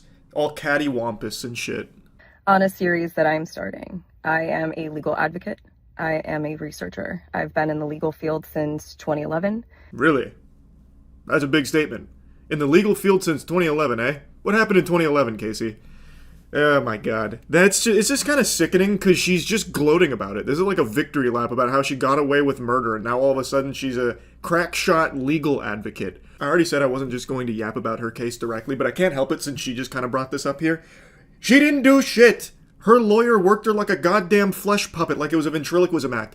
Her lawyer is an evil mastermind who was able to convince a jury of lobotomites that they had been emotionally compromised by everything they had been hearing throughout the trial. Meanwhile, he was emotionally manipulating the jury to throw doubt in there so that way they would reach this impossible verdict. He pulled off the most outrageous Hail Mary. Casey didn't do shit. She also got very lucky that for some reason her searches weren't really used in court, such as things like foolproof suffocation methods. Casey Anthony is not some fucking Phoenix Wright level legal advocate. Her lawyer is the one that made the deal with the devil to get her acquitted on this. And In this capacity, I feel that it's necessary, if I'm going to continue to operate appropriately as a legal advocate, that I start to advocate for myself. Boo! Boo! Boo! And also advocate for my daughter. For those of you who don't know, my name is Casey Anthony. My daughter is Kaylee Anthony. My parents are George and Cindy Anthony. This is not about them. This is not in response to anything that they have said or done. That's not to say that I'm not going to respond at some point to some of the things that they have said and done. The whole point of this is for me to begin to reintroduce myself. Like introducing poop to a toilet. This is not the first time she's tried to reintroduce herself. She should be reintroducing herself to a prison cell for murdering her daughter. She did try and get her name back out there a few years ago with a Peacock docuseries called Casey Anthony, Where the Truth Lies, I think is what it was. And it was her telling her side of things. And to me, it feels like she uses her name and infamy as a money-making tool. So now she's once again using her name and infamy as a means of having a platform online to become an influencer to make money off of her name and infamy. And what's sad, it's working and will continue to work. She has a ton of people who unironically support her, even knowing she murdered her daughter and got away with it. They don't care. That's the current climate of things. It's become very clear that no matter who it is or what they've done, as long as their name made it to a news headline or got spread around in some way, shape, or form, that person will have supporters. Fucking O.J. Simpson, before he kicked the bucket, before he met his maker, had a brief bout as an influencer. Like, it doesn't matter that she killed her daughter in the eyes of these absolute fucking troglodytes that just for some reason want to champion anybody at all. I'm doing this both personally for me, but in a professional capacity. Moving forward, the majority of what you will see will be me speaking in a professional capacity. My goal is to continue to help give a voice to people, to give people tools and resources that they can utilize so they actually know where they can turn to. So with that, please join me on Substack. No thanks, Casey. I think I'll pass on that. I think I'd rather join the Cock and Ball Torture Enthusiast Club than listening to you pat yourself on the back about getting acquitted of murdering your daughter. If you have questions, I will set up an email address where we can correspond directly. Up until this point, that has never happened. And it's only going to be on a limited basis regarding legal issues, legal matters. Don't have any questions on legal matters, but since you're talking to us in a professional fashion, may I ask you a professional question? Where the fuck are you? What are you doing in that car right now? You can hear her turn signal is on. Or maybe she has a metronome in the car? Is she trying to hypnotize us through the video? What is that? Why is your turn signal on? Are you filming this while driving? She's doing this at a red light or something? Imagine being one of the poor souls behind her. She just sits in her car filming a fucking 5-minute video at the red light. I feel that it's important that I use this platform that was thrust upon me and now look at as a blessing as opposed to the curse that it has been since 2008. Wow. How brave. What a hero, Casey. Yeah, that platform that was thrust upon you. Time to turn it into a blessing. Right. That's very strong, very strong. I cut around some of her blabbering, but I really wanted to show you that part. She takes on this tone that she's some kind of victim, and now she's rising from the ashes like a phoenix from this circus she was put through to use her expertise as a legal advocate to give a voice to the voiceless. And now she's here to help all of us. Too fast, too furious. Casey Anthony is back. She was a victim. A curse thrust upon her, but she turned that curse to a purse where she's going to make a lot of money off being an influencer and a legal advocate for everybody's benefit. Yeah, Casey Anthony, wee. It goes on for another minute. I'm not going to bother even going through the rest of it. The turn signal stays on for the remainder of the video, or whatever the fuck that noise is. But overall, Casey Anthony rebrand is pretty successful. More successful than IHOP to IHOB back in the day. That didn't go over nearly as well as the Casey Anthony rebrand. And that's really fucking sad. That really sucks. Imagine a world where you are arguing, well, Casey Anthony said, as if it means anything, as if that has any real merit or value. Well, I was following Casey Anthony, and she gave me this unbelievably great advice. Oh, you were following Casey Anthony. Like, full stop, that's where I would write you off as an absolute unstable, unwell lunatic. That you would be taking advice from Casey Anthony. But that's the world we're in right now. There are people that are now following Casey Anthony as a champion. It's so disgusting. I just can't even picture what kind of rotten dweeb maniac would unironically turn to Casey Anthony of all people for advice on anything at all, unless it's how to get away with killing someone. It's just, we've got some wild shit going on here. It's what I think to be a pretty obvious, blatant attempt at just using her name as a means of making money off people who right now, if we live in a time where people will follow and support literally anybody and anything, no matter what. So she's trying to capitalize off of that. So I think it absolutely sucks. That's about it. See ya. A couple months ago, I was briefly talking about a TikToker on stream who had been arrested over urinating on grocery store food, and I've only loosely followed it over the last couple months, but I recently saw Tozy made a follow-up to it, and there was even more stunning revelations to this lady and her addiction to tinkling on items. And I wanted to fill you in here on the lore for this menace and what she is now facing, as well as just give a warning to all New Hampshire residents out there that you are not safe. Now is the time for panic, screaming in the streets, kind of like in the movie 2012, but if the world ended with piss from one woman. This is a real shocker. Yeah, she needs some kind of help, something. I mean, nothing surprises me anymore. Shoppers in Keene are equally confused and disgusted after learning about the arrest of Kelly Tedford. The 23-year-old is now charged with felony criminal mischief, accused of using her own urine to contaminate products at the Monadnock Co-op grocery store and posting a video of the act online. Now, in the beginning, she was referred to as a TikTok content creator, and initially I was under the impression this might have been some kind of desperate, deplorable challenge, the grocery store piss challenge or something like that. But from what I can tell, she's more of an OnlyFans creator. Like when you went to her profile, that'd be the main stuff that was on there, about 18 plus content. So it is technically true that she did make TikToks, but this would be like calling Riley Reid a rapper. Like, yeah, it is true, Riley Reid has a rap song, but I don't think many people would argue that was like her primary career. But anyway, Kelly Tedford had been investigated, and they apparently found evidence that she has a history of doing this going back 4 years, at least. That's a lot of possible piss contamination there. If you're a New Hampshire citizen, time to start scrubbing that mouth out with soap. Like, there is a good chance that some of the items you've eaten over the last 4 years may have had her little brand of flavor added to them, a little garnish on top, courtesy of her fucking urethra. Haunting stuff. Now, initially she was facing charges of criminal mischief for those videos and what they found through their investigation. I was surprised that it wasn't, like, more serious charges for it. Like, I thought it might go all the way up to fucking bioterrorism. But she was facing criminal mischief charges, and now she's facing even more charges, additional dessert here, because it turns out not only does she love tinkling on food, she just loves to piss on everything. She is constantly marking territory. She is like the grossest woman out there. They've discovered that she was apparently peeing all over her hotel room at one point.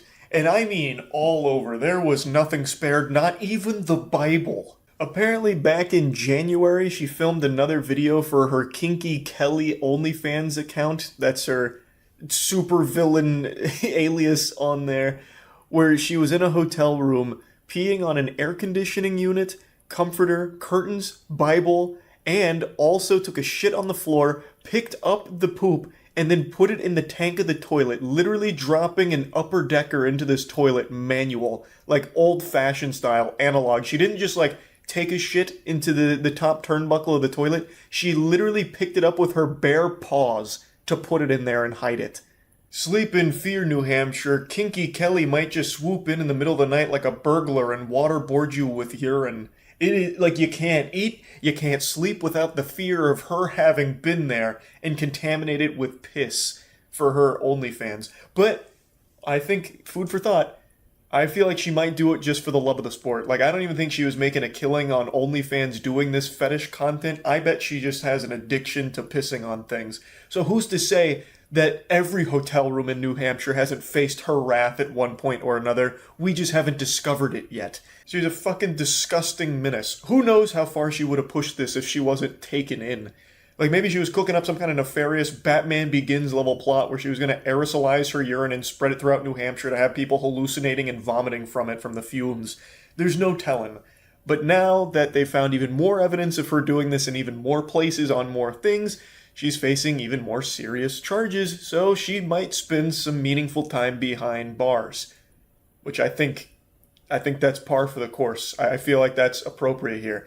Like, she was contaminating food items in places where people sleep. Like, that's bad. It shouldn't be a light sentence for her. But anyway, while she's in custody now, New Hampshire can sleep a little more peacefully knowing she's no longer terrorizing your food supply or your living quarters. So that's good, and I guess we'll see what happens to Kinky Kelly going forward here. All 30 of her OnlyFans subscribers are probably distraught. They're going to have to get their piss content elsewhere, I suppose. But yeah, I just wanted to give you a little update on this since we talked about it on stream a couple months ago. That's about it. See ya. Hey, tough guy. You know what these are? Huh? Yeah, that's right. That's some natural, God-given chompers right there. And just like everything in life, they're not perfect. But these teeth are real. And this enamel, it's been places you wouldn't believe. From food to pussy. That's right, I'm down there biting on it like bubblegum. Yep. I haven't slept again. It's 6:45 a.m. I've been up all night for the third time this week. I'm in a silly, goofy mood. Point is, though, I've got real teeth, which is becoming less and less common now online. A lot of the people you see on the cyberspace is rocking veneers. It's become extremely common, and now there's even huge scams revolving veneers with people that are claiming to be veneer techs. Meanwhile, they're just greasy goobers that read a single Google article on how to potentially install veneers, but it's just a bunch of mumbo jumbo. It doesn't actually make them qualified. They basically just say install the veneers with rusty nails and toothpicks. And I just learned about someone who basically took one of those courses and opened their own business with it. I learned about her from Atozi, who just covered her. Her name's Emily Martinez, and she's actually in my neck of the woods down here, baby. We are getting some absolute lunatics recently in the headlines down here in the old swamp. Emily Martinez is facing some serious years in the slammer for practicing dentistry without a license. She had been running a business where she would give people veneers extremely cheap because she would just crazy glue a set of veneers to people's mouths, which inevitably led to people getting infections and needing emergency care. Came here to Tap In Beauty Bar to get a smile makeover, but they left with pain and injuries. Police say that Emily Martinez used crazy glue to put veneers on her victims' teeth. She's not smiling in her mugshot, but giving clients a bright white smile with veneers is what Emily Martinez advertised on social media. Video after video shows her claiming to transform teeth from drab to fab, except she is not licensed to put in veneers. She has no schooling to do veneers. And in the state of Florida, obviously, you have to be licensed to do any kind of work like that. An interesting scheme, and surprisingly, she's not alone. She is, to my knowledge, the only one that's been busted for this, of installing veneers using crazy glue. But as I briefly touched on, there is this new practice of veneer techs that are popping up, which are just people that Googled how to install veneer and read the WikiHow guide that popped up first. They're not actually experts, but they're getting business because veneers are expensive, real ones are expensive, and people like Emily Martinez are charging a fraction of the cost. So people are like, oh, I'll save money and get some real nice teeth, and then they go get their shit fucked. something her victims didn't know. 2 separate customers reported Martinez to Pinellas Park Police this summer after they had complications, and Martinez refused to fix the work or refund them. They were told by an actual dentist that the veneers that were placed in the victim's mouth appeared to have done with crazy glue. On average, a single veneer at a dentist office can cost between $900 to $1,500 per tooth. One victim paid Martinez $2,500 for the entire mouth. And no doubt that mouth is going to need more than $2,500 to fix everything that went wrong after that visit. You can't just let crazy glue go in there and rot your entire oral hygiene to smithereens. So some people got infections, others needed emergency care, all because they wanted to pinch a few pennies on getting these veneers to chase this ever-increasing beauty standard from shit that they see online and then get hypnotized into thinking that they need to do it. Veneers have become very popular. A lot of celebrities you see have veneers. A lot of influencers online you see have veneers. So now this market is booming and people following this trend, which has led to people like Emily Martinez exploiting it and trying to squeeze some doubloons from some gullible people. I struggle to imagine the people that will see an Instagram post, a complete stranger claiming to be a veneer tech and just rationalizing it in their head that it's a good idea to make that purchase. They must know what they're doing. All because they saw an Instagram post. It's crazy. And I know it's not anything groundbreaking or new. This happens in every industry. You could probably go on Facebook Marketplace right now and find Big Bubba's Tires offering BBLs in the back rooms. Like, you can find all of these, like, back alley surgeons to do these procedures for cheap. And it's always going to be horrible. It's always going to be the most atrocious work possible that is going to really damage you in the long term. Maybe not even in the long term. Maybe immediately it will hurt you. There are people that have died from botched BBLs. Like, I'm getting sidetracked. As far as we know, no one has died from these veneer installments. But people have got infections and needed serious care to fix it, spending significantly more money on the maintenance and fixing of their teeth than what they saved by going to Emily Martinez for a cheaper set of veneers. It's not the first time she's been accused of this crime. We learned in March Martinez was arrested on charges of unlicensed dentist work in Hillsborough County. She was released and performed the work on Pinellas victims in June and July. And it may have been more than veneers. We also got information that possibly pulling of teeth. We did also get information that maybe even like children's veneers. So this is still an active investigation. From the sound of things, people that paid a visit for those veneers viewed her as a dentist. So they started, I guess, requesting like tooth extractions and shit. Or maybe she was just offering that for funsy. Like, hey, this tooth looks a little rotted. Do you want me to just yank it? I'll only charge you like $1,000. They're like, oh, great, what a deal. I wonder how that extraction went, by the way. She probably just got a pair of needle nose pliers and just yanked that bitch right out. Or maybe just took like a hammer and chisel and just fucking whacked on it or something. Like, I bet it was the sloppiest, most painful process ever for a tooth extraction. I imagine finding your dentist through a veneer tech post on Instagram. It blows my mind how anyone would let themselves do that. And according to the report here, she was also allegedly doing veneers for children as well. What the fuck? The American Dental Association issued a warning last year about unlicensed people claiming to be so-called veneer techs on social media. The ADA says any dental procedure that may alter the physical structure of an individual's teeth, gums, or jaws without the supervision of a dentist has the potential to cause irreversible harm. A statement like that is so painfully obvious that it's sad that it actually needs to be explained to people. Like, people should be able to have the bare minimum intelligence to recognize that going to a random Instagram account that's charging you like a crazy deal on veneers is probably going to lead to some subpar work, or at the very least, this person is a shady individual and probably not like a general accredited dentist. Like, I don't know how people don't see that by doing something like this, you are setting yourself up for failure. It's also just such a nice cherry on top of this cake here. She was refusing refunds. So those customers that had the complications approached her directly, and she just said, absolutely not. I'm putting the kibosh on that line of questioning right now. No refunds. This is a non-negotiable. Police say Martinez's victims needed emergency dental care after what she did to their teeth. They actually have had to pay thousands of dollars to get their teeth fixed. And some of them had to wait for the infection to clear and go get their teeth fixed. And police say that Martinez was operating here since at least January, but she has used multiple different names for herself and her business.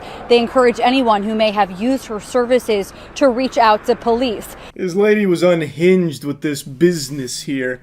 I am very curious how many people paid for her services, because we know at least 2 of them had some pretty big complications that required like serious tending to, according to the stories.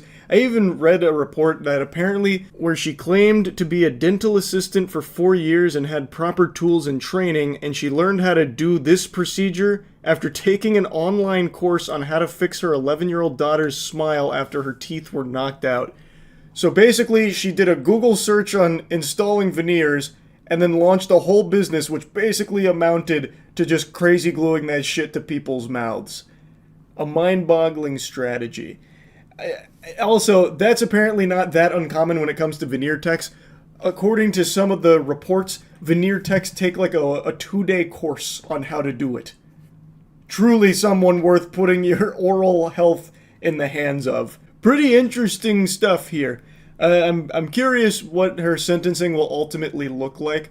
And I'm, like I said, very interested to know how many clients she had. I bet there are people that were seeing her actively like a general dentist, like even going for checkups to her. I bet. But anyway, I just wanted to yap about this a bit. That's it. See ya. Yesterday, Ava Tyson of the Mr. Beast crew had a ton of evidence surface about horrible behavior with how they communicated with minors, as well as a past of really disgusting shit. A lot of people are calling the Season 7 writers of 2024 internet drama lazy because they're reusing a similar plotline. A lot of people drew comparisons to Dr. Disrespect recently being outed for talking inappropriately to a minor. There are tons of screenshots to showcase exactly what was being said to someone who was between 13 and 14 years old at the time, and it's fucking gross. It's completely unacceptable. Some of them were just public tweets right under everyone's nose. So, Ava Tyson was an adult at this point. Lava was a child. And saying things like, I posted some fire nudes for you, please no share, and then other shit like, but not $5 pathetic JK kissy face, they seem to communicate a lot, even sending Snapchats. So here's one that says, coming for America, and then goes on to talk about being in a group chat and everything. And I've seen a lot of people try and cope and deflect saying like, oh, it's just edgy jokes, people are blowing this out of proportion. What a bunch of fucking nonsense. That's a load of hooey. That's dirty barnacles. That's ridiculous. Under no circumstances should an adult be communicating with a child in any inappropriate manner whatsoever. Edgy jokes between an adult and a child are still fucking gross. That's not like the slam dunk defense that some people seem to think it is. Under no circumstances should an adult be in a group chat with a bunch of children sending coming for America pictures. Like, that's still bad. That's still horrible. That's still really fucking weird. From what I can tell, most of the screenshots and a lot of the compiled evidence comes from this YouTuber, Prism42. This seems to be where most of it started, and since this video dropped, there's been a lot more screenshots that have come out with all kinds of really bad things that were being said to or about minors. I've only shown a couple here, but there's quite a bit more, and they're all just as bad, if not worse.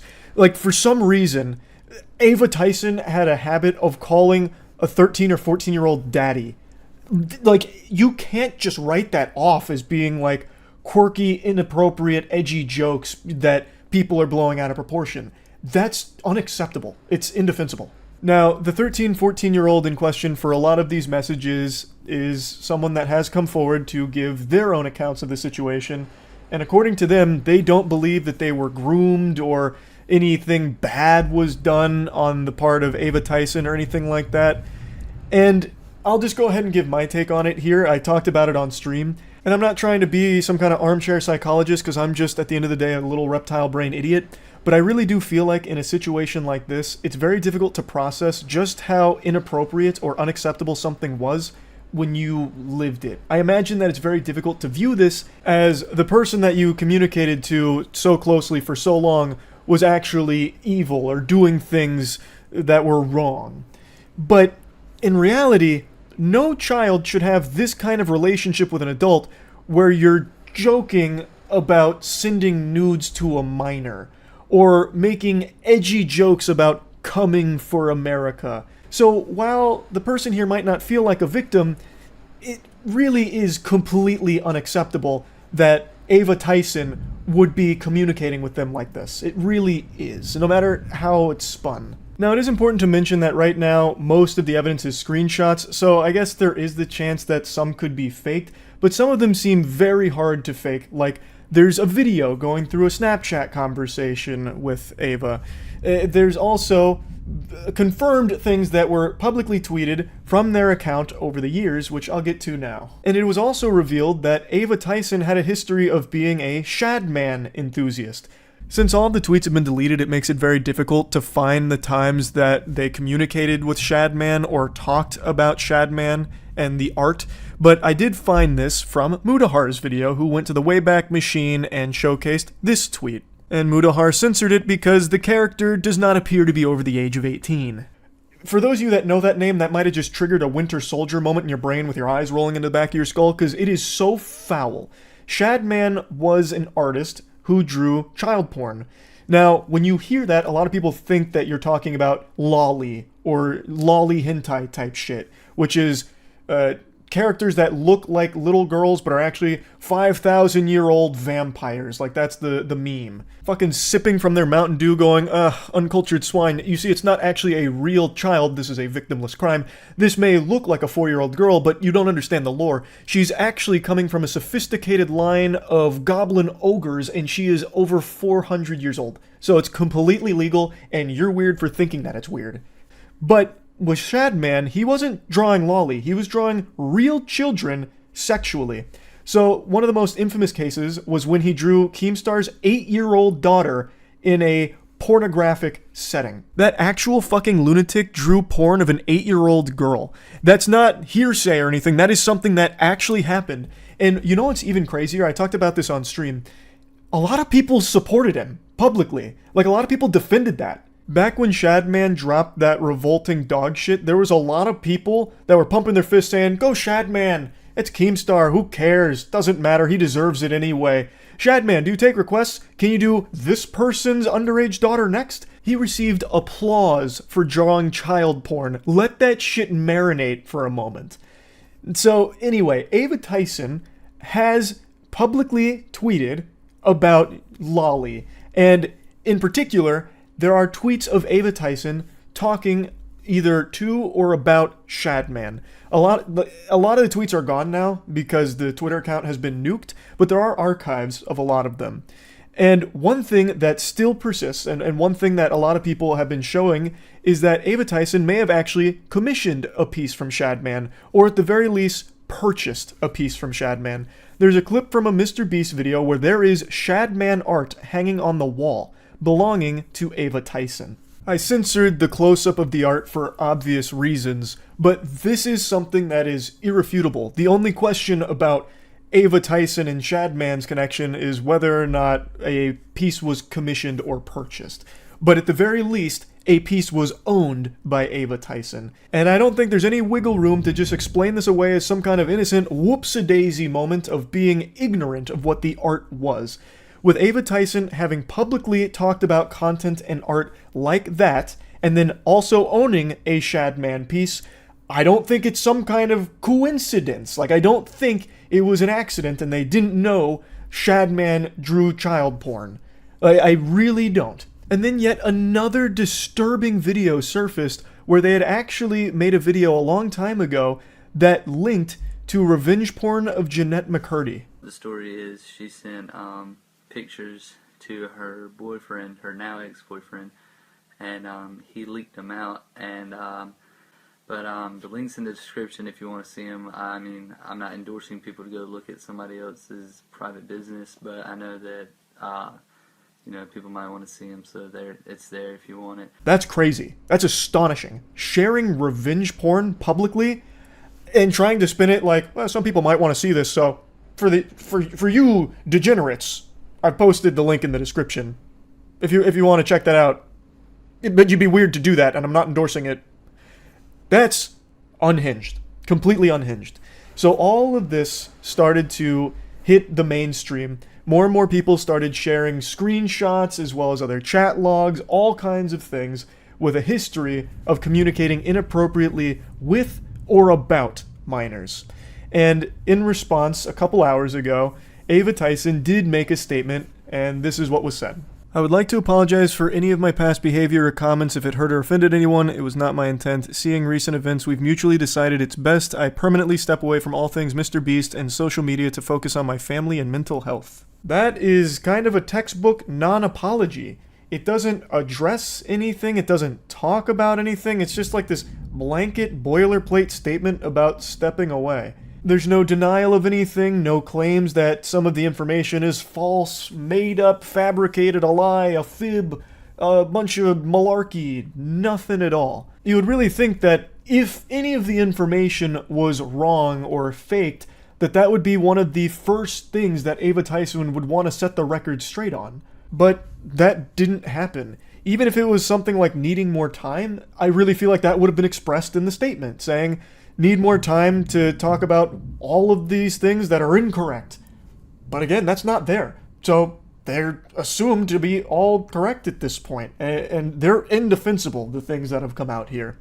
As I was rendering this video, Ava Tyson dropped more tweets claiming that no one was ever groomed, and then states that the victim vocally supported that that's false. I again, already told you my feelings on that. I really don't think a child who has this kind of relationship with an adult would ever really recognize just how inappropriate it was because it became so normalized to them, which it never should be. It's a horrible thing, and there really is no excusing it in my eyes. Going further, there's an apology about unacceptable social media posts and then saying that it was edgy jokes and that it was unacceptable humor, that it's like a thing of the past and it's been misconstrued into things that didn't happen, and then not wanting the accusations to impact hundreds of people who work at Mr. Beast, which is why Ava Tyson has stepped away. I just don't think you can write off a lot of those social media posts as edgy jokes or edgy humor when you actually owned art from an artist who draws child porn. That's not a joke anymore. Haha, bought some child porn art. Like, that's not exactly side-splitting comedy. Like, I don't really think you can just go ahead and hand wave that as being edgy and like old humor that you've grown from.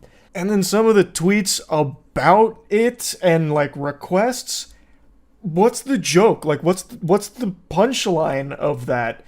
I really don't think you can just say, oh, it's just edgy jokes that are blown out of proportion. Sorry if people are offended by it. Like, that just doesn't really work to me. As of right now, there's been no response from Mr. Beast or anyone else on the team about all of this. So it remains to be seen whether or not Jimmy or anyone else on the team knew about these things or what's going on there. But as of me making this video, there's still no response yet. So this whole situation is obviously horrible. And there's a little bit more I want to talk about here, and it's something I didn't even think I'd ever need to talk about, but I guess we've reached this point in the internet where this is necessary. I've been being attacked on Twitter, just fucking dogpiled, about my ignoring the situation and refusing to speak on it, being too much of a coward to talk about all this, which is crazy to me.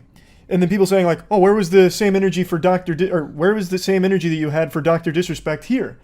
And it's crazy that I even have to talk about this. So last night during stream, this story was still breaking. Things were still coming out about this story. And I talked about it on stream last night. The same day all of these pieces of evidence were surfacing. I talked about it immediately. Once I became aware of what the evidence was out there and what the claims were and what was going on, I was talking about it right away.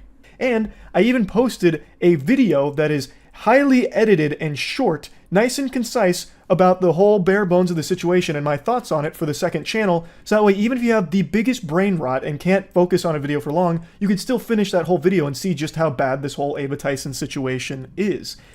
So I talked about it immediately, but Twitter didn't see that video, and the ones that did wrote it off as, oh, he's only going to put this on his second channel because he's afraid to put it on his main channel. He didn't do that for Dr. Disrespect. He was like that with Dr. Disrespect. You are provably wrong. All you had to do was activate a few fucking neurons in your noodle. Check my Dr. Disrespect video. I posted it at, I think it was 9 p.m. on June 22nd. June 22nd is when my Dr. Disrespect video went up. The allegation against Dr. Disrespect was on June 21st. So what happened is, that allegation came out. I talked about it on stream. Dr. Disrespect made a statement as well the same day that I talked about on stream. Then the following day, almost a full 24 hours later, I made the video talking about it. And in this situation, it is the exact same timeline. I was talking about it as everything was unfolding. I even had a video go up on the second channel going over everything that was coming out, and now I'm making the full video about it 24 hours later. It's the exact same speed and same energy as the Dr. Disrespect situation. And the main person who started this lightning rod of accusations about me ducking it and refusing to address it is fucking Sneeko of all people. Yo, look out, Moist Critical is not gonna go talk about the Chris situation because he wants to have the Mr. Beast collab.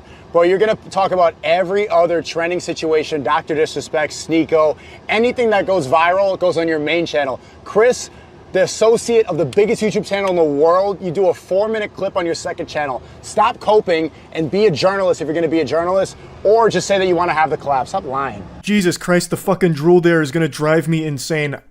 I need to go put on the fucking bathrobe here and give him PTSD or something. What do you mean it is a 4-minute clip? Because I did that so people like you who don't pay attention long enough could see my take on it and also get the bare bones information of what makes it so horrible. That's the reason it's a 4-minute clip on the second channel. It was never going to be the only video I made talking about it. I was always going to make a full breakdown of this because it's bad. It's a horrible situation. So yes, you're right. I do talk about like big trending bad shit like Dr. Disrespect or like Cody Ko most recently. I don't know why people thought I wouldn't talk about this. I knew Cody Ko far more than I knew Ava Tyson. I talked to Cody Ko at length one time on his podcast and then one other time in DMs. Ava Tyson, I met 1.5 times. I first met them after a poker game with Mr. Beast.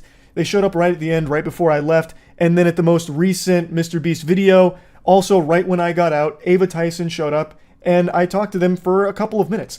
But I never knew Ava Tyson very well. Cody Ko I did, and I still wasn't afraid to talk about how awful his shit was. So I've never been someone to fucking shy away from a bad situation like this just because I know or am familiar with the person that it's about. So I don't know why people thought that that would be the case here. And also, for the millionth fucking time, I'm not a journalist. I'm like the Z-tier stupid journalist, like this actual layman fucking CTE-riddled idiot that reports on stories, and I talk about them usually to make jokes about them. In rare cases, and recently it's been very common, there's serious stories that I am very passionate about delivering and talking about how shitty they are.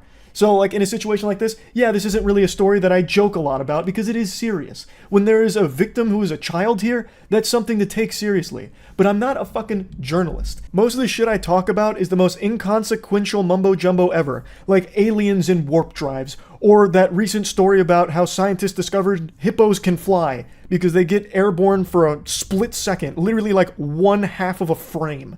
They're able to get all 4 little legs off the ground. And I talk about those stories and joke about them. It's just talking about shit to joke about it for the most part, except in cases like this, where it is a serious story that I talk about. Now, Sneeko, I hope you're ready for the cold water here, because I'm going to be brutally honest with you. When this story broke, I thought for sure I would have actually bet money that you would have been some kind of contrarian talking about how this is actually not a big deal and everyone who's pretending to be outraged about it is actually just a hypocrite. Because you have been on this crusade for a while now about not agreeing with the age of consent. So I really thought you'd be talking about how, oh, this is just like Dr. Disrespect, who you ran hard defense for with this imaginary 17-year-old you cooked up in your head based off of one fake email from an anonymous source. And I thought you would be going that angle again, saying like, oh, well, that 13-year-old was probably very mature. Age of consent should be maturity. It's not even 18 in most states. Why do you even believe that? It's because in Hollywood, it's 18, so that gets pushed everywhere. Most places, 16. And if you question that, then they call you a pedo. I believe the age of consent is the age of maturity. It should be called the age of marriage. Age of consent implies that you're gonna have out of wedlock. I think it's better that people get married at 16, 17 than to have a bunch of premarital until they're 30 and they're washed up and then they get jaded and they're on birth control and they have dried up eggs. I think that's better for society. He's so pseudo-intellectual that he actually argues for things that defend pedophilia. That's fucking ridiculous. And when challenged on this, it's even worse. So there's an older clip now, it's quite a few months old, where XQC and Destiny actually challenge him on this right to his face, and holy shit, it's bad. You see how you want to Yo, answer the question? You see how he's going to yap and not answer the question? I'm going to ask the same thing when you're done. Go ahead. I just answered the question. I just told you. What was the age? I just told you at a developed age. Sneeko thinks you should be able to fuck 9-year-olds. That's what Sneeko thinks, and he won't answer that question honestly. Or he's going to have to give a different answer, in which case he's updated his morality. He's updated his views, and that's really uncomfortable for him. You don't have an answer to any of this shit, bro. Go back to fucking that fucking corner in London where you're getting roasted by year 1 debaters on fucking Christianity. This is retarded. I don't know what the fuck you're doing in here. Okay, so you can leave the call. I wanted to go talk about this word. I don't want to leave the call. I like hanging out here. I've talked to a lot of pedophiles in the past, so. Okay. Okay, Sneeko, I'm actually curious now. What do you think the age of development is? I just told you. It depends on where you are. It depends on the world. It depends Then at what stage do you think somebody is developed in? What stage of development? Because there's a lot of stages of development. It varies. It varies. It varies on what? I think it varies on the age. It varies on the age? It depends on where you are. You need to have set ages for that. There are stages of development. As a child, an adolescent, You can hear him start to snivel in the background there as he's sucking up snot from his nose, getting cooked, and his brain is fucking overheating, malfunctioning, trying to formulate some kind of response to the easiest question in the world about what he thinks the age of consent should be. He keeps talking about the age of development and then can't even put a number on it. So everyone, please feel free to ask Sneeko what he thinks the age of consent should be if you want to see a human being fucking glitch out and malfunction like an Oblivion NPC.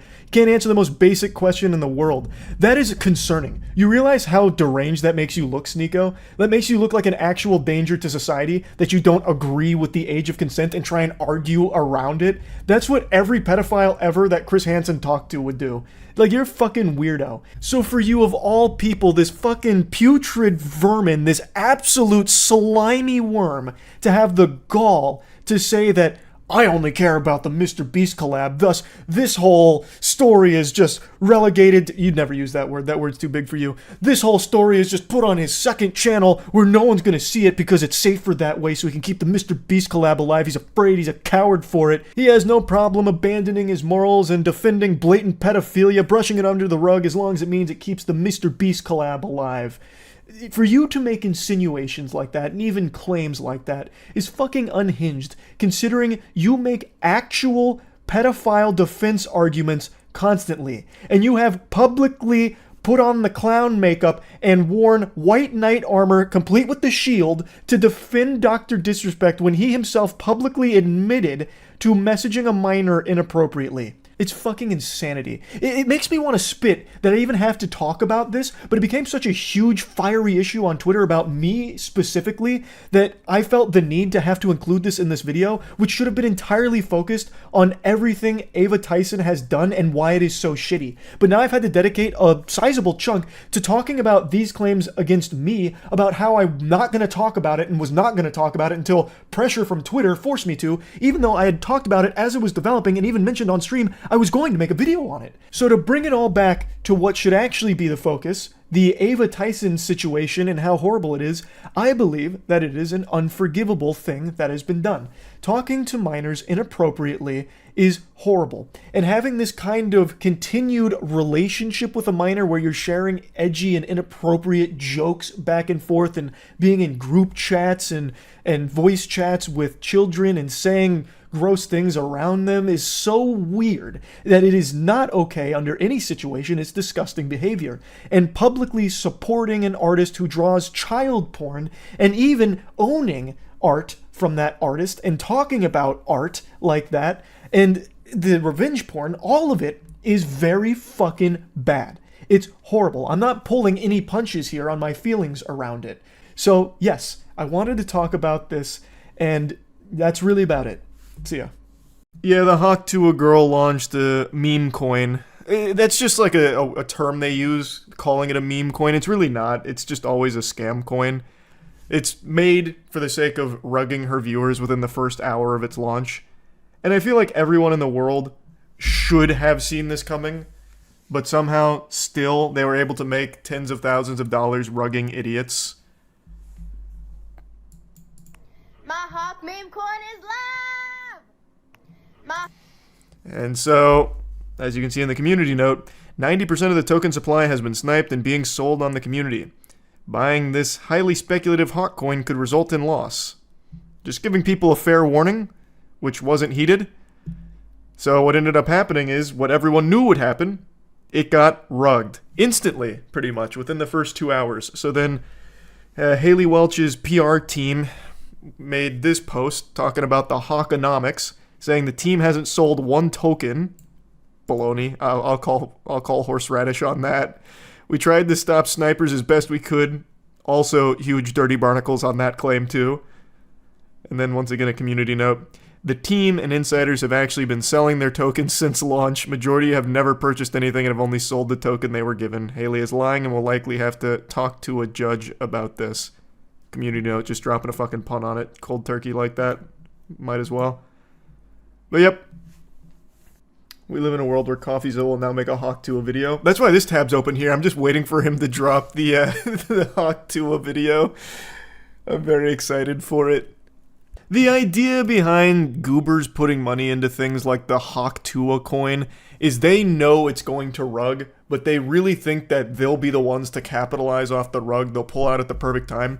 Completely oblivious to the fact that insiders are the ones that actually make the money, not the idiots that buy in thinking that somehow they're smarter than the scammer.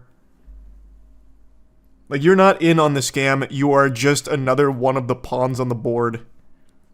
You are just another little dime into the piggy bank.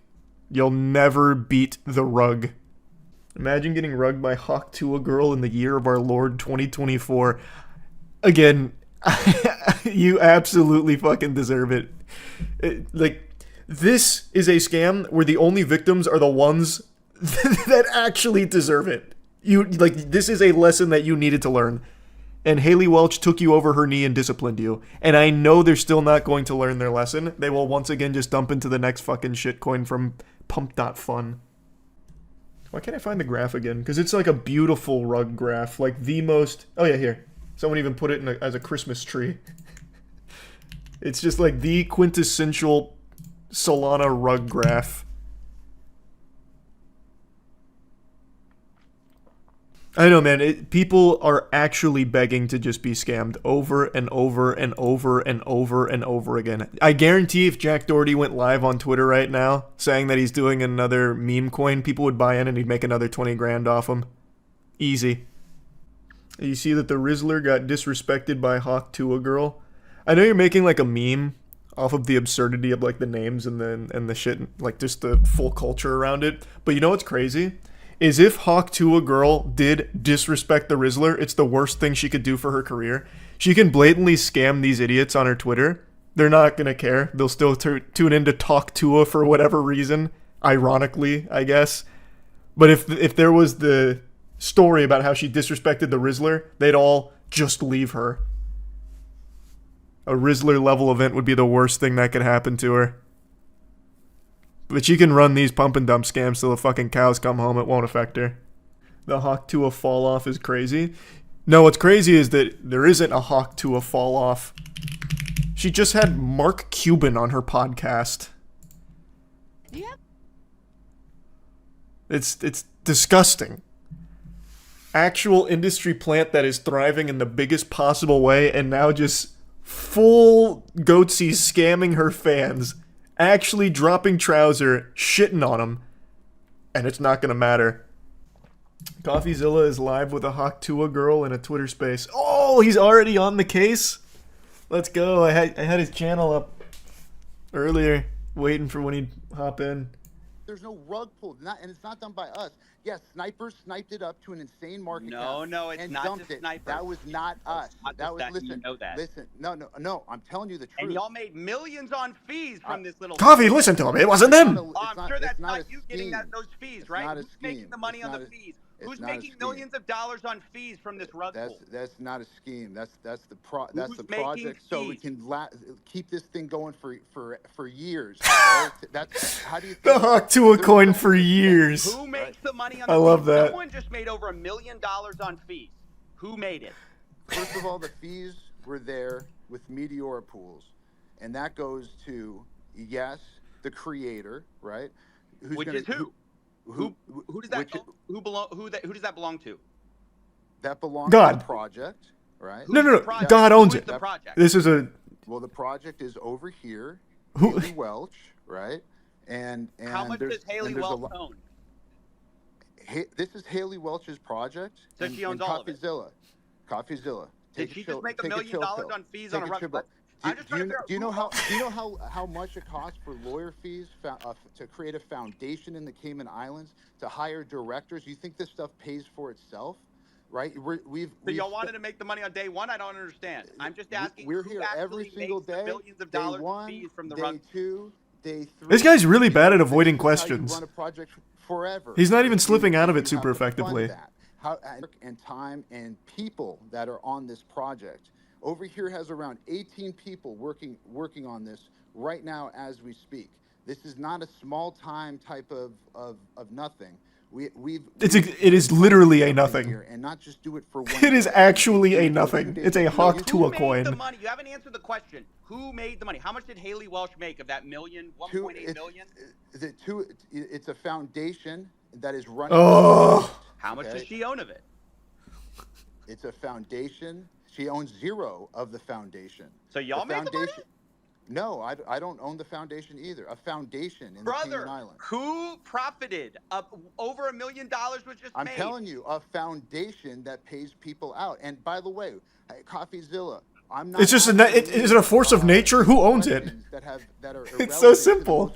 Because we didn't pull a rug. I don't know what you're trying to say. No rug pull. Defamation. Doc, do the math. Do the math. It's like taking a shit and telling me there's no poop. 3%. You're defaming our character. You're not going to let me talk? You just talk over me. You talk over me. I'm hearing bullshit. So why? No, you're not. He just denied it. Hold on, I'll pull this up again real quick. You guys released 3% to the Meteora pool, while you have 17% of the token allocation unlocked day 1 from your strategic allocation. Are you guys insane? What do you guys think exactly is going to happen when your insiders get sent their tokens? And by the way, who made the money from your 17% pre-sale while you're giving a tiny piece of the pie to the public? Like, what the hell? This is the worst tokenomics I've ever seen, and it is a scam. It's not a scam. It is literally a scam. Actually a scam. You can say whatever you want about it. You can cry defamation. That's my opinion. It's a scam.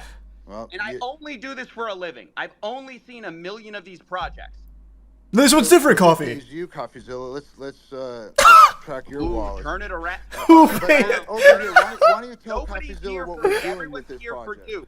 Where did the fees go? Where did the money for the pre-sale tokens go? Why I love the who pays you Coffee. So people could dump on Haley Welsh's fans? And how involved was she really? And how much? What just happened? They muted him. I just got muted. That must have been a glitch. Yeah, so I mean, like we as mentioned, like we raised a 17% strategic allocation that was done at a 16.69. Oh my God. Valuation. You know, we tried to kind of keep that kind of premise here was that, you know, we had the restriction, like we heard the request for us to do this in a public manner, and you know, I think that we, you know, having consulted with like... You were saying fucking nothing right now, and you're saying it with a big lisp. I guess like the legal... He's about to just start talking about dedicated wham. And, you know, kind of mitigate any kind of consideration. This is nothing. Just answer the simple questions Coffee is posing. Who owns it? Who made the money? Americans, that 200 people participate, a lot of people within the industry that were very supportive of the vision.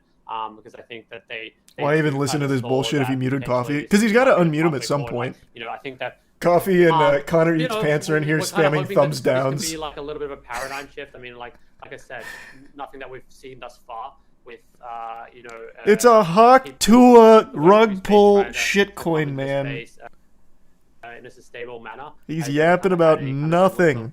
Of longevity of an extended time frame, and we're just trying to, you know, like. Try something different, right? Like I said, we went back to first principles and kind of tried. Did they answer any questions yet? No. Way that we think no. Makes sense, you know, by we kind of felt ultimately that was probably the best representation of who were her true fans. These are actual just filler words of nothing. That, you know, actual like, nothing. Running this initiative that, you know, he's speaking just into the hands of the that's people all. that have been most supportive of her and like kind of really engaged with her. Holy. I just you know. I just want everyone to, you know, be respectful. Yeah. But yeah, Listen, this is You guys hear something me? that means a lot. Go ahead, FaZe Banks. Appreciate it. I just heard this guy blab about pretty much nothing and repeat the same shit that he said the first time around. You said something about Web 2 in layman's terms that just basically means 90%, 97% of all the tokens owned were by related wallets, friends of friends of friends of friends. They were No, that's not true. It's not true. Yeah, yes, it is true. You can see it. You can see You're it. brother. Yeah. You're talking about some fucking, what did you say, in the Cayman Islands? It's how you legally launch these types of things. It's a foundation. But listen, this isn't a bundled scam. This is and prove that they were not sold by us. So the bubble map stuff was totally false. It's not what happened. Oh, so this is all a lie. Over here, maybe you can. They're the trustworthy ones at the Hawkonomics. Allocations to these different wallets, and clear up a lot of this. These allegations that are just false. Yeah, I mean, like in terms of like. Oh God, not this guy. The different wallets and stuff like. Whoever guided you in this, or whoever directed you to do this, or gave you the advice to do this, you should fire them immediately. And yeah. Yeah, I just want to jump in here. Yeah, I'm doing the best I can. Thank you, FaZe. Was that a Looney Tunes sound clip? What was that? Ugly launch, cool. There's day 2. There's day 3. There's day Bulletproof 4. response. Bulletproof.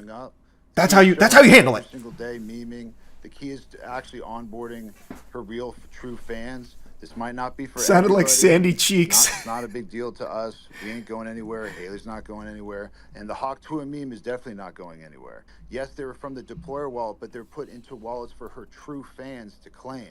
They were not sold. None of You have them to unlock sold. the true I just fan want to make that prestige very, level. very, very clear. But listen, it's all love. I understand everybody around here is kind of used to the same thing.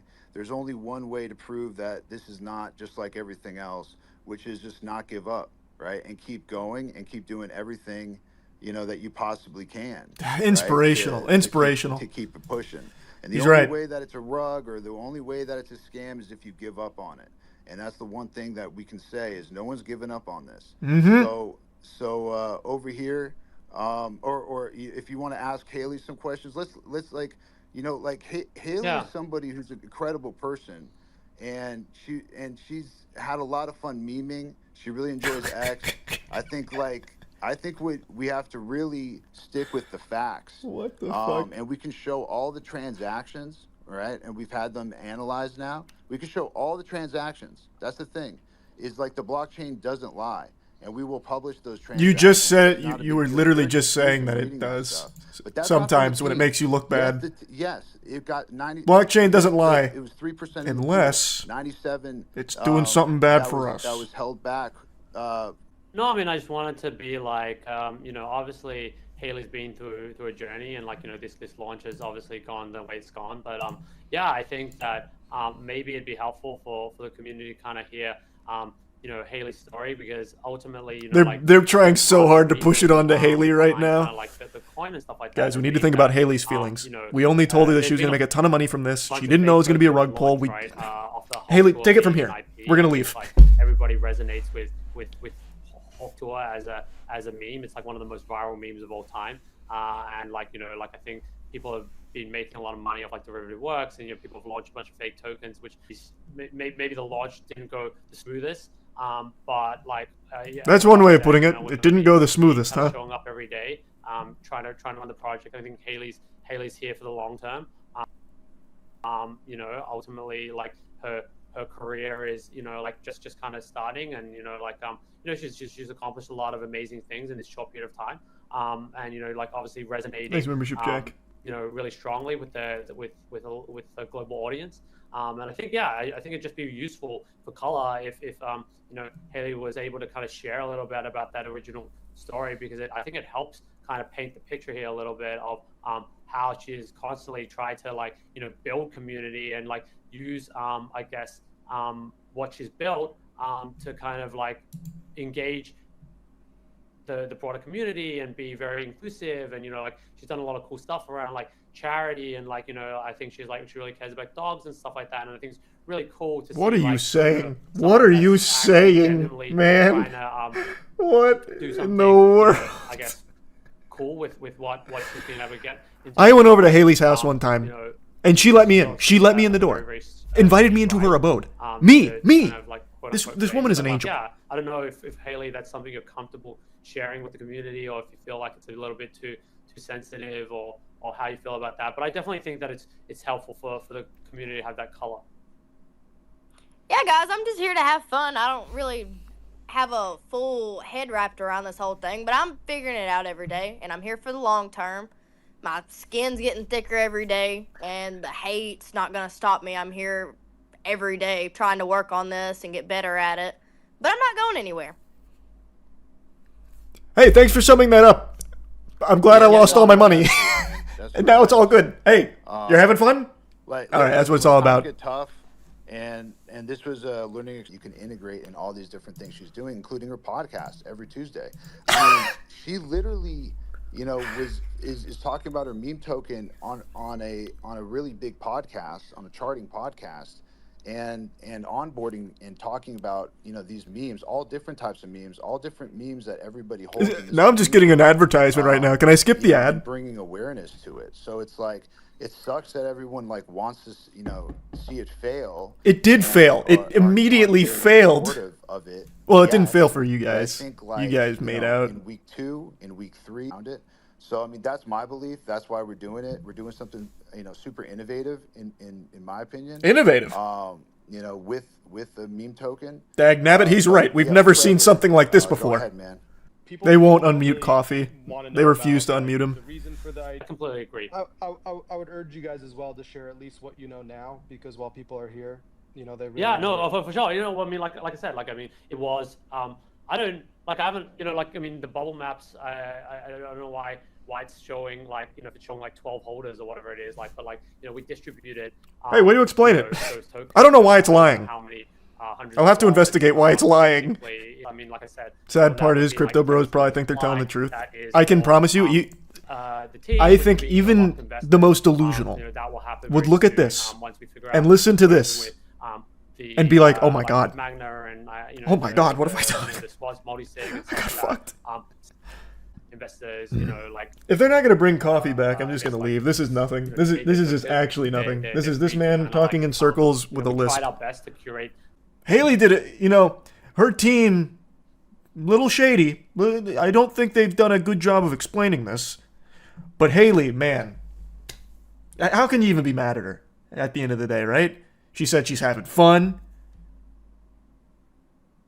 And that's all she said. And what else do you need at the end of the day, huh? You know what I mean? So yeah, you lost a lot of money. You got rugged. Fucking Hawk Tuah, spit on that thing. Am I fucking right? You go again. You buy the dip. So that way her investors can make some more too. Holy. Again, if you bought into this expecting to make money on it, you're a fucking idiot in the first place, to be fair. Putting money into a Hawk Tuah coin. Christ. Hawk Tuah coin was 100% unlocked on launch. That always will rug if you have people buying in with zero unlock. This team pre-sold tokens for millions and then are crying that they didn't sell and blame it. Oh, nice.